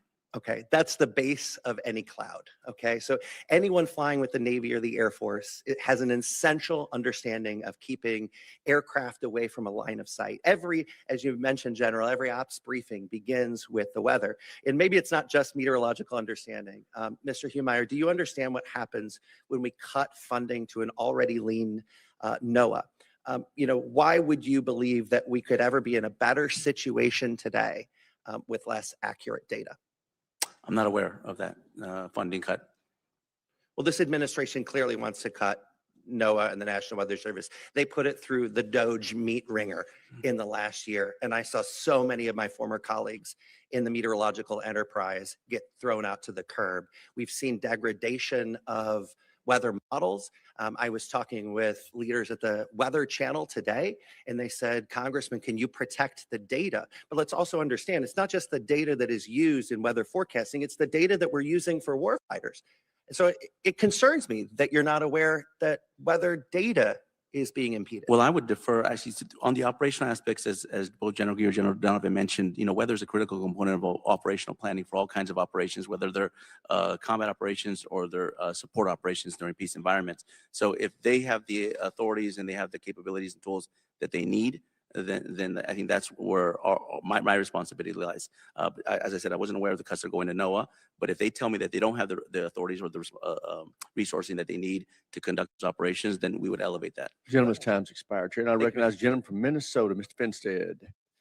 Thank you, Chairman Rogers, Ranking Member Smith. Thank you for our testifiers for being here. Thank you for your service. General Donovan, good job wearing green today. Might have to pinch the other 2 guys because I don't see green on them.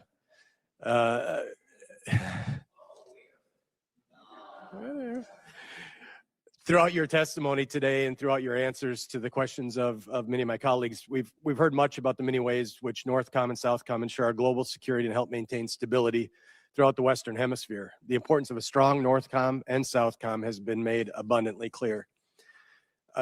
General Guillot, as you know, effective operations in the Arctic require specialized training and equipment under the best of conditions, and there's no substitute for real-world experience and training in the region.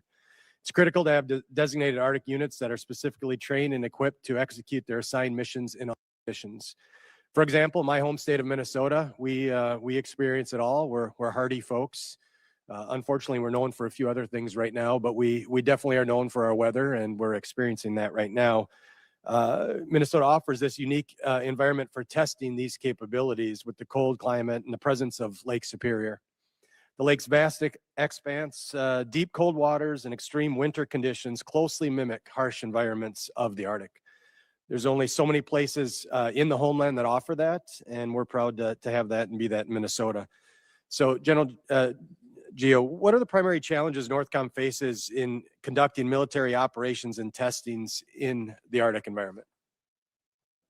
Congressman, I would focus on two. One of them you just mentioned, which is the ensuring that all the forces are trained and equipped with the equipment that it takes to operate in those harsh environments.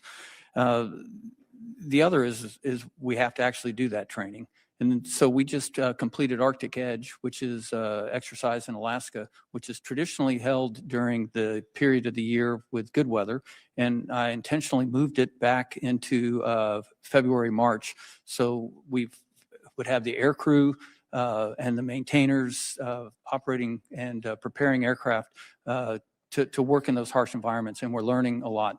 The second part is the forces that are in Alaska, in Minnesota, in Michigan, upper New York are all very good at operating in that environment. But if they push forward in a conflict to another region, their backfill is probably a unit that is not used to that.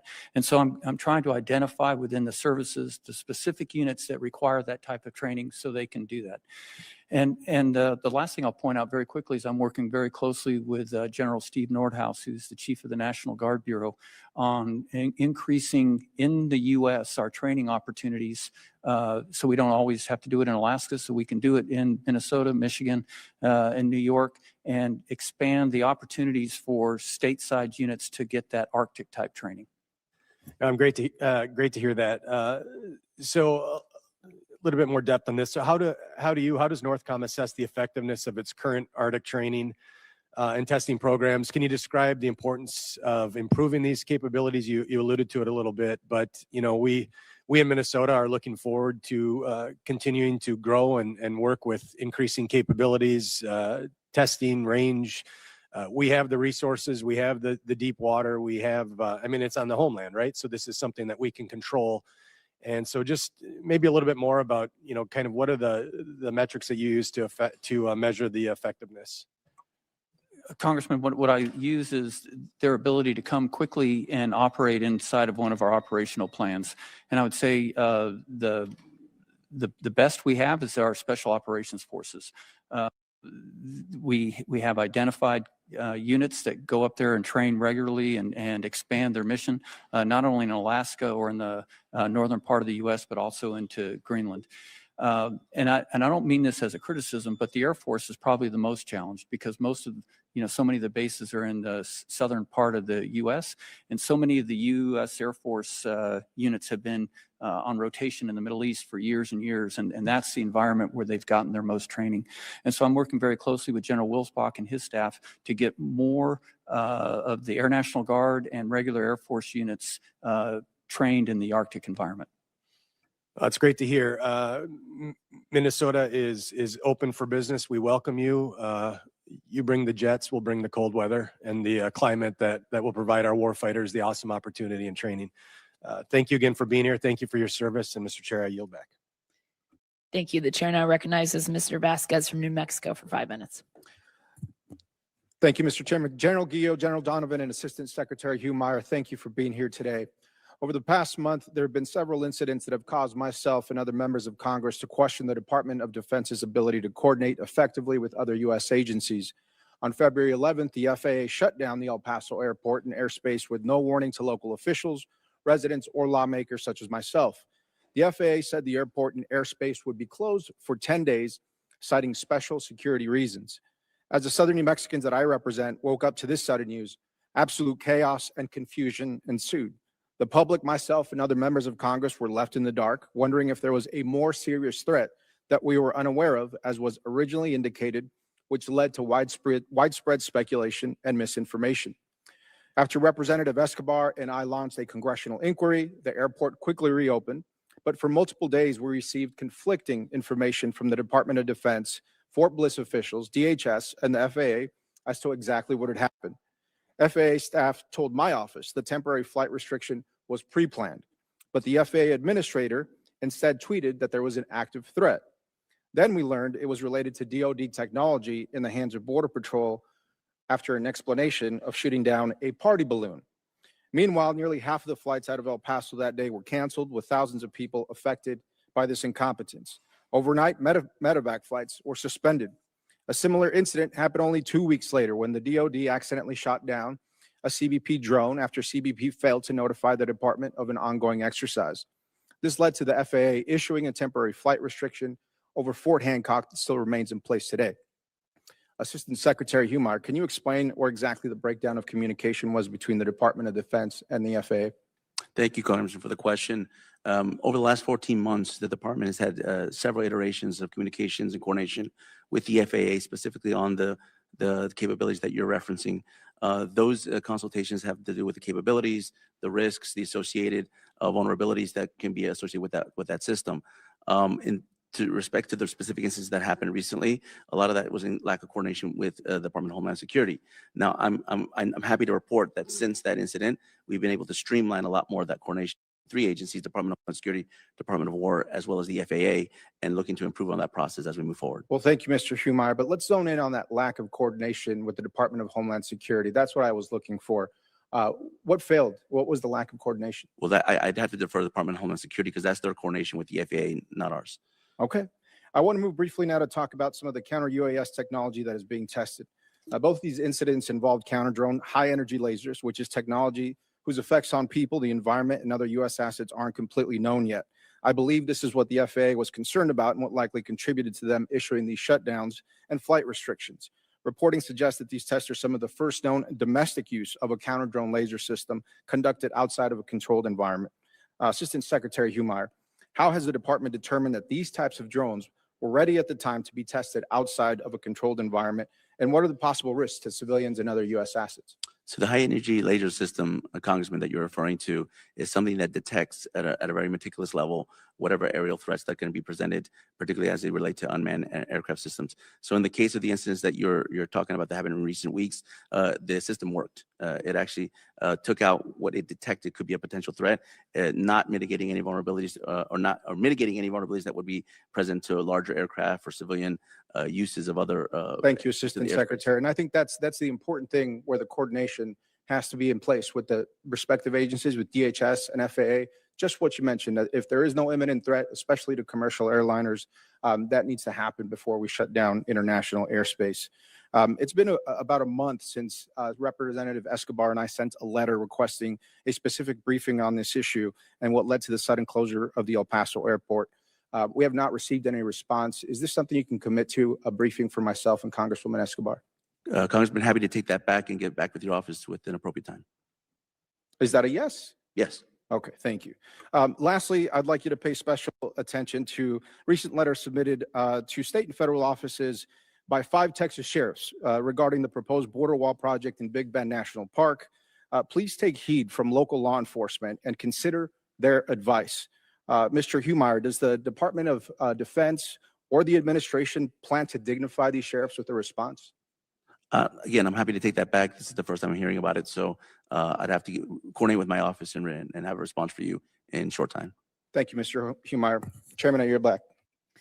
Thank you. The chair now recognizes Mr. Whitman from Virginia for 5 minutes. Chairwoman and gentlemen, thank you so much for joining us today. General Guillot, I want to start with you. Last year when you were here, we talked a lot about drone incursions there at Joint Base Langley Eustis, and you talked about coordination between NORTHCOM and DOW and making sure joint agency responsibility was clear and making sure that things could happen. You also talked about purchasing flyaway kits to make sure that they were mobile and they could go to places where we had these issues, as well as having resident capability at some of our most important bases.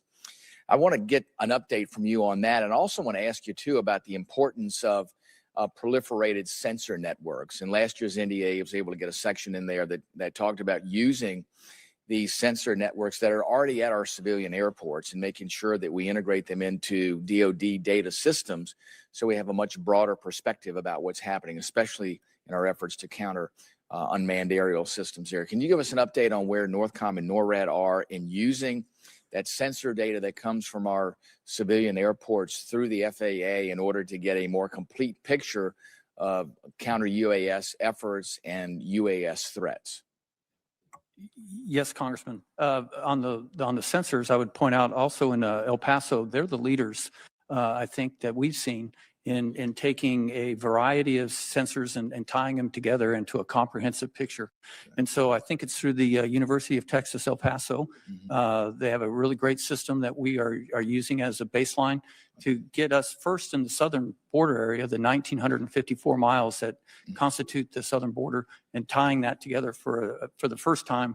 Obviously, with radar and manned aircraft, we have that, of course, all over the world, but for UAS along the border. And so we'll continue to work with that. We've made a lot of progress in the last year, and I would expect that to continue exponentially in the future. Regarding the flyaway kit, thanks to this body and others in Congress, we have a flyaway kit. It's, I won't say where, but it's currently deployed in the U.S. to defeat threats to department installation that are seeing incursions, and it's operating very effectively. Also last year, I asked for 4 improvements to counter UAS authorities, all of which were granted over the year. So at this point in time, I have 0 requests for additional authorities, and we should get 2 more of the flyaway kits in the next month. Perfect. Thank you. Thank you, sir. General Donovan, we know how important our ARGMUs are. That's presence around the world for emergency response, for human needs, you name it, disasters, we're there on station. And we know that the ARGMU 3.0 requirement, that is being able to generate 3 ARGMUs, is incredibly important. Our amphibious ready groups, Marine Expeditionary Units, are key to our ability to project power around the world. We've seen that happening now there in SOUTHCOM. We see there with the 22nd MU and the Iwo Jima ARGMU or ARG, how important that presence is. I wanted to get your perspective on how things are underway there with this ARGMU. We know that ARGMU deployments, like everything else, are limited, so there's only so long they can stay before we have to bring those Marines and sailors back home. The challenge is needing that presence there. What's going to happen when the 22nd MU comes back home and the Iwo Jima ARG comes back home? Will there be another ARGMU to replace that? How important it is for that replacement to take place? And what will happen if we don't have an ARGMU that can replace the current on station Iwo Jima and the 22nd MU? Congressman, thank you for highlighting and recognizing the importance of that ARGMU team. Really, if you think about off of the coast of Venezuela at 12 nautical miles out, like you mentioned, the Iwo Jima, I think about the capabilities we all focus on. It could be strike aircraft, or it could be that quick reaction force. I think about a rolled 2 surgical suite that is available to respond to the ambassador's needs at any time. That's unique. So as we look at the end of time, if we extend that ARGMU, which I've asked to extend the ARGMU for a couple more months, after that, what are the creative tailored solutions we can make to make up for a lack of, like you said, that 3.0 ARGMU presence we call heel to toe. When one goes out, one comes in.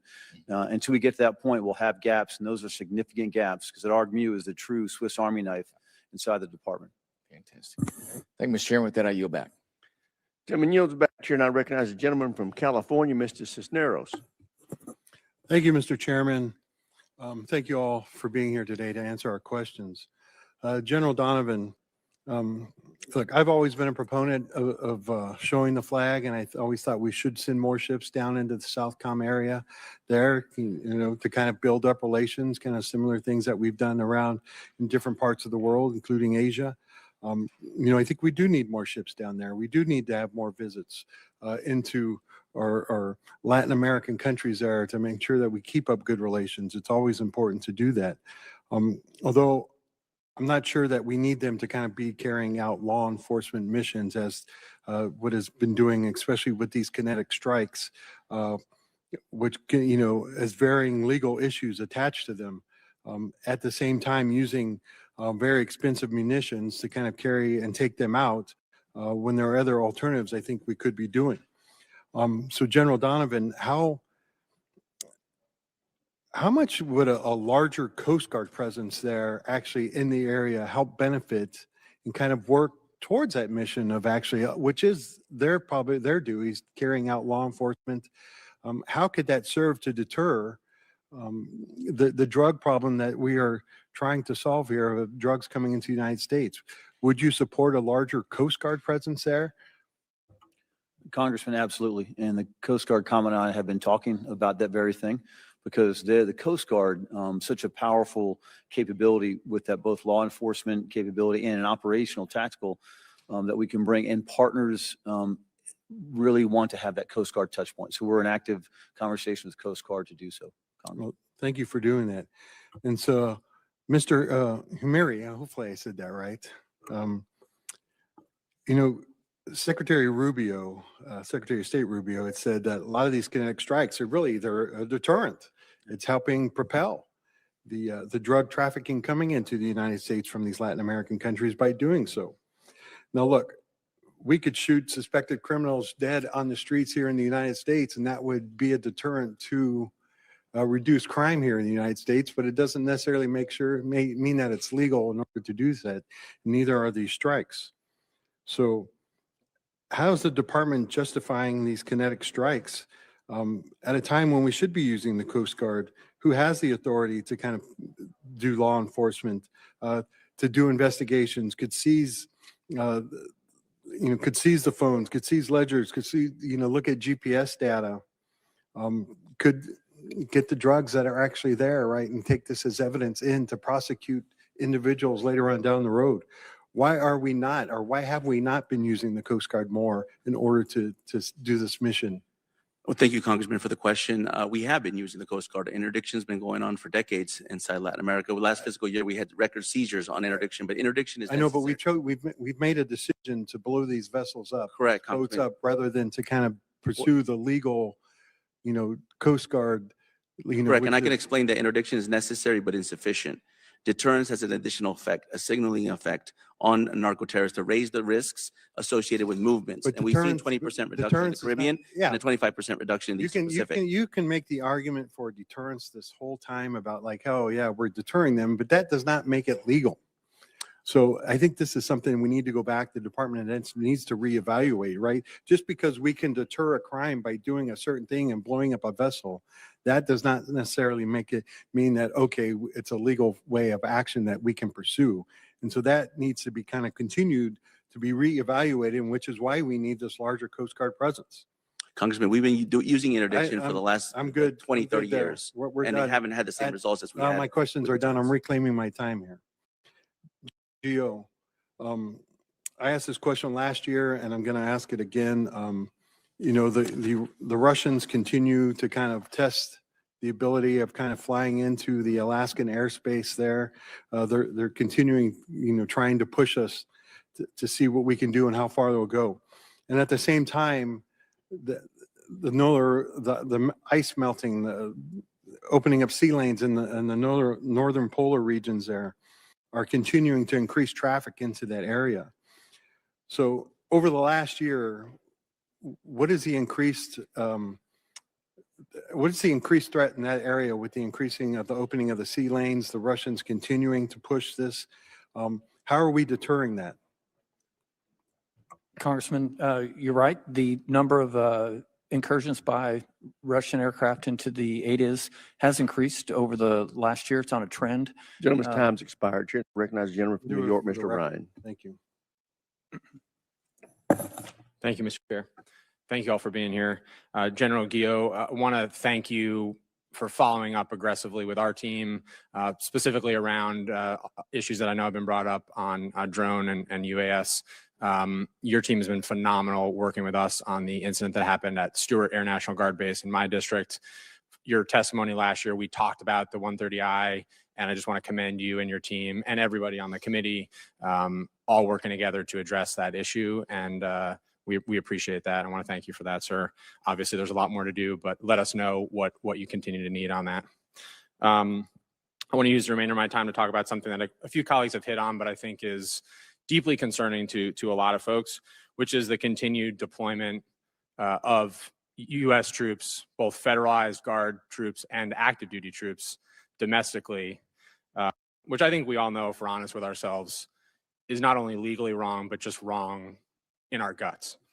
Assistant Secretary, since June 2025, the administration has deployed over 10,000 federalized Guard troops and active duty Marines to 6 American cities: LA, DC, Memphis, Portland, Chicago, and New Orleans.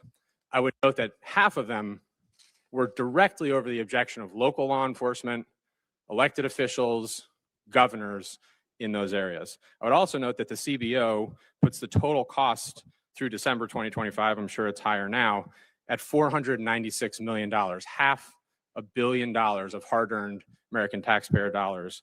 A Senate committee report estimates the DC deployment alone will cost $332 million through February of this year, 2026. In LA, and I think this merits special note, and I know Mr. Whiteside's hit on this, this wasn't just the Guard. The administration made a very deliberate decision to deploy about 700 active duty Marines into an American city to repeat deploying U.S. troops against U.S. citizens on American streets. Then building on that, despite multiple courts at every level blocking and saying that those deployments were not lawful, the president released an executive order 14339 that directed every state to form a quick reaction force with the express intention of, quote, quelling civil disturbances. The Washington Post reported these QRFs would be composed of hundreds of Guard troops tasked with rapidly deploying into American cities, facing protests or other unrest, with 600 troops on standby at all times so they could deploy in as little as 1 hour. As I'm sure you know, DC actually just stood up this unit, the 260th Special Purpose Brigade, specifically designed to deploy these troops domestically. Again, I want to note throughout each of these steps, the third branch of our government, outlined in our Constitution over and over, has said these are not lawful deployments in many cases. Despite that, on September 30th at Quantico, and I'm sure at least one of the two of the senior military leaders were here, the president told a room full of senior military commanders, quote, "We should use some of these dangerous cities as training grounds for our military," and described America as facing, quote, "an invasion from within." Thankfully, on December 23rd, the Supreme Court, by a wide margin of 6-3, upheld the lower court ruling, specifically in the Trump versus Illinois case, and specifically said the administration lacked legal authority to federalize the Guard under Section 12406. 3 conservative justices, including the Chief Justice, as well as Justices Barrett and Kavanaugh, joined that majority, did the right thing, and said the administration, quote, failed to identify a source of authority for the deployment. I want to ask you, starting with you, Assistant Secretary, and then each of you, Generals, especially you, General Guillot, do you recognize, yes or no, the validity of that Supreme Court ruling as it relates to domestic deployment of troops? Congressman, Yes or no, please, sir. Congressman, I recognize the validity of the operations under Title Thank you. 10 and Title 32. General? Congressman, we do recognize and we followed all court orders. Thank you. General Donovan? I concur with General Guillot. Thank you. In February 2026, President Trump said Republicans should, quote, nationalize the voting, quote, at least many 15 places, in as many as 15 places, arguing some states were running, quote, crooked elections, which is a lie. With midterms elections, I'm running out of time, but with midterm elections approaching in November, will you commit on the record to not deploy U.S. troops at polling sites in the United States of America in these elections? Gentleman's time's expired. Chair, now recognize the gentlelady from California, Ms. Jacobs. Thank you, Chairman. Thank you all for being here. In December of 2025, the Department of Interior transferred jurisdiction of roughly 760 acres of public land along the California-Mexico border in San Diego and Imperial counties to the Department of the Navy. This land is now designated as a National Defense Area, an NDA. My staff recently conducted an oversight tour of this new NDA, and I'm left with many concerns. First, we heard that cartel activity along the border has increased following the killing of El Mencho in Mexico, and service members are being targeted. Their phones are being hacked. They are receiving personally threatening messages. Second, the terrain these Marines are traversing is treacherous. I'm grateful no Marine has died in these mountains, but I am genuinely terrified of that happening in the future. General Guillot, are you tracking and concerned about these two threats to the safety of service members operating in the NDA? And what are you doing as commander of NORTHCOM to work with Joint Task Force Southern Border to ensure their safety? Congresswoman, yes, I'm aware of the threats, and of course, any threat to any of our forces is something that not only concerns me, but takes a great deal of attention to make sure that we're addressing it properly. As you mentioned, we work this through JTF Southern Border, and I'm very pleased with the not only the initiatives that General Gardner has taken and General Nowlan before him, but also down to the echelon levels, the commanders on the ground that are working with the Border Patrol agents there. We try to use more unmanned aerial vehicles to do the patrolling as opposed to on foot like we do in other parts of the border because of that treacherous territory. But as you probably learned when you were there, that there are still illegal activity coming across. So having that right posture is extremely important to ensure that we can maintain the seal. All right. Well, I just want to state for the record that I'm very concerned about this operation and the safety of our Marines. Our service members did not sign up for immigration enforcement, and this political stunt is putting their lives at risk. Now I want to talk about Operation Southern Spear. By Southcom's own count, the United States has killed 157 people in 45 strikes on boats in the Caribbean and Eastern Pacific since September. General Donovan, how many of those 157 people has the department publicly identified by name? Congresswoman, I do not have an answer for that. Okay.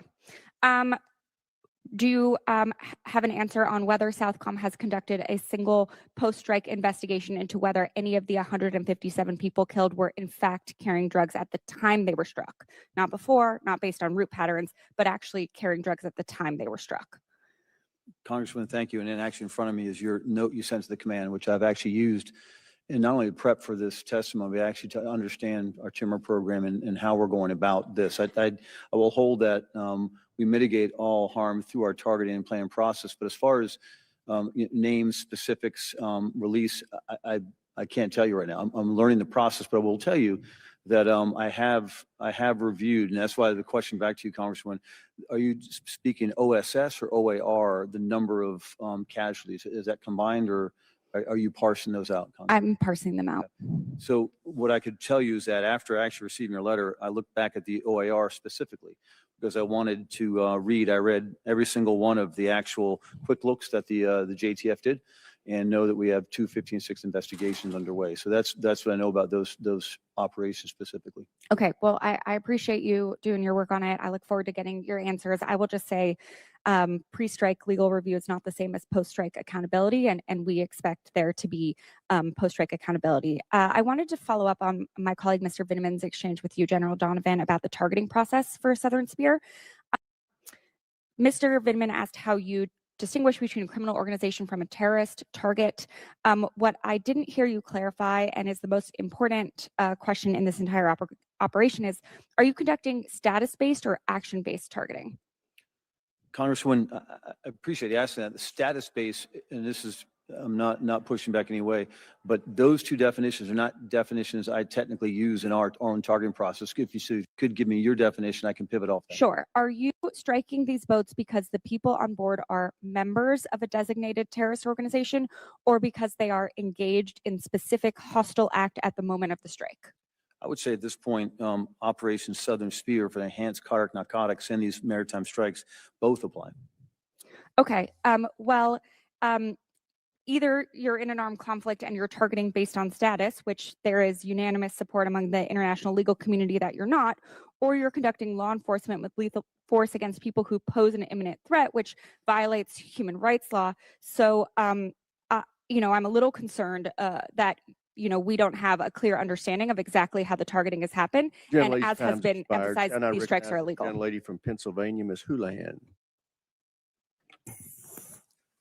Wow, didn't expect that. Thank you, Mr. Chair. I'd like to follow up on Mr. Ryan's question, and he specifically was, as you might recall, recalling the fact that the president said that if the states can't run elections properly, that the federal government should intervene and potentially take over. He also mentioned that Republicans should nationalize voting, at least in as many as 15 places, because he believes that we are running crooked elections in various places. I want to remind everybody who's listening to this that U.S. Section 592 and 593 criminalize both having troops at the polls and military interference with voting, conducting elections, or election officers. And so I'd like to ask the question that he didn't get an answer to, which is the midterms are in November. Will you collectively, representing the people who help decide where our troops are from North and South America, will you commit on the record before this committee that the Department of Defense will not deploy military personnel within sight of any polling places in November of 2026? Mr. Humire. I'm not aware of any such direction that's coming, but I reserve the decisions based on the president. But sir, if the president told you to send troops to the polling places, would you do that unlawful act? It would go through the same review process that we get from every request that comes from the White House. We have legal compliance, we have lawyers, we have an But office of there general is counsel. a law already established and court history that says that it is not legal to do this. So I you're can't speculate on you're not willing to say. and I can't speculate on what can In happen. general, I keep hearing your name pronounced differently, Guillot, I think. Would you commit that you will not send military troops to polling places in November? Congresswoman, I'm aware that doing so is against the law, and I will not follow an unlawful order. Thank you. I appreciate your honesty and your lawfulness. General Donovan. I commit to the same, Congresswoman. Thank you. I very much appreciate those straightforward and forthwith answers. And I hope, Mr. Humire, that you take a look at the law and follow it, a lawful order. I will pivot right now to General Guillot to talk to you a little bit about some of the assets that you have. You have a lot of assets that I would consider to be pretty exquisite in terms of airborne ISR. Very, very important things like P8s as well as U2s and RQ4s are things that are available to you. And these are very scarce resources that are, I'm sure, in demand in other parts of the world. And so many of these resources have been used recently in your command about the border, on the border, rather than being used perhaps in the Indo-Pacific or the Middle East or Europe.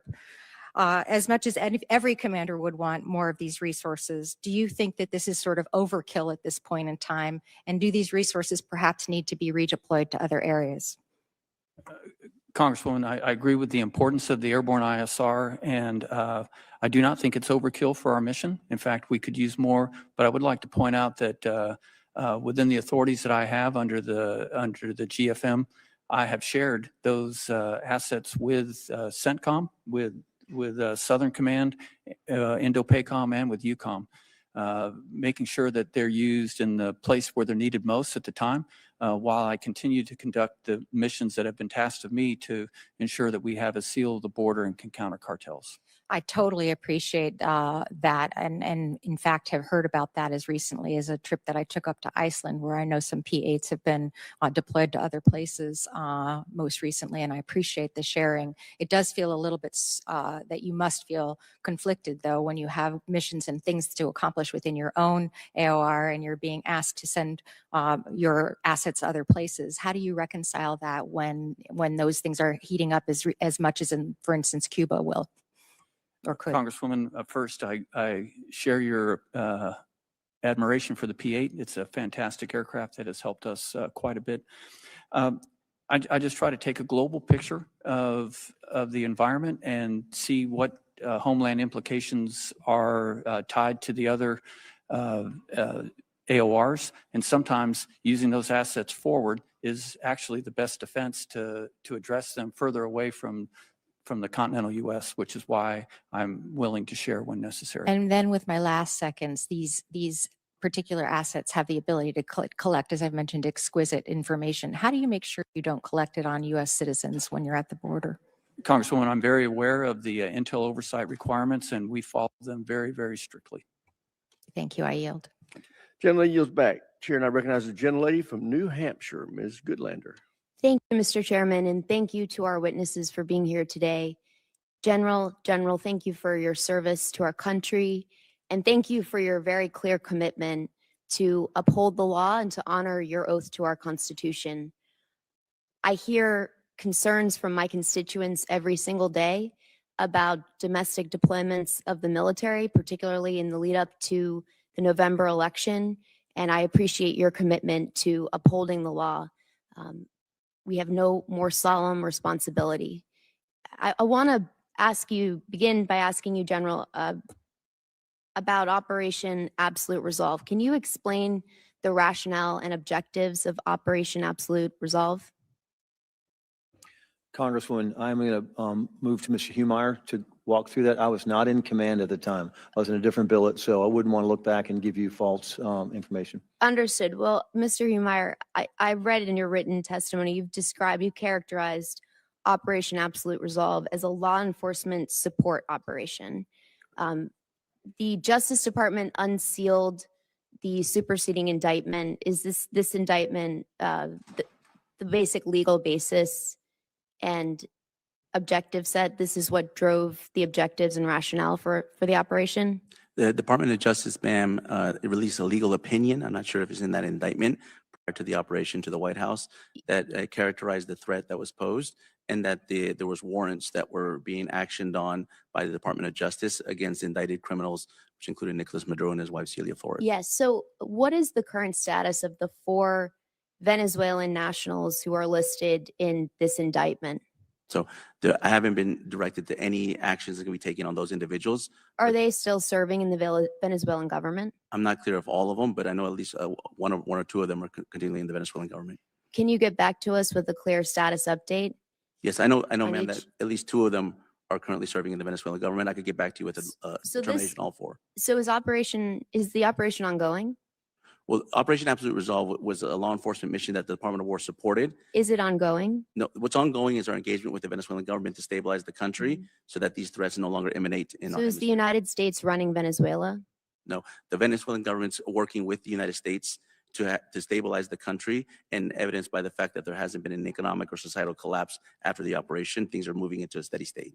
So indicted individuals in this indictment right here, this indictment, which was the basis of our military operation, are still serving in the Venezuelan government. Ma'am, I'm not looking at that indictment, so I don't know what individuals we're talking about. But what I will say is that that's a law enforcement decision, not a Department of War decision. We were asked to support the law enforcement up to going specific individuals that were indicted under our laws. General, do you know the cost of this operation? Congresswoman, I do not. The cost, being a geographic command, our costs are absorbed by the services, and so we don't have our own budget to track those costs. Can you get back to us with the cost of the operation?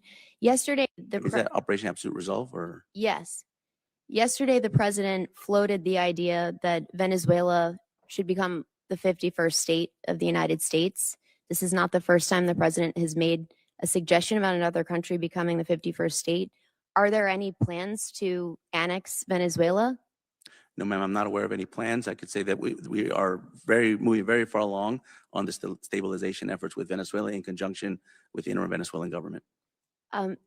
General Guillot, I'm sorry I have to ask this question, but are there any military plans to annex Canada?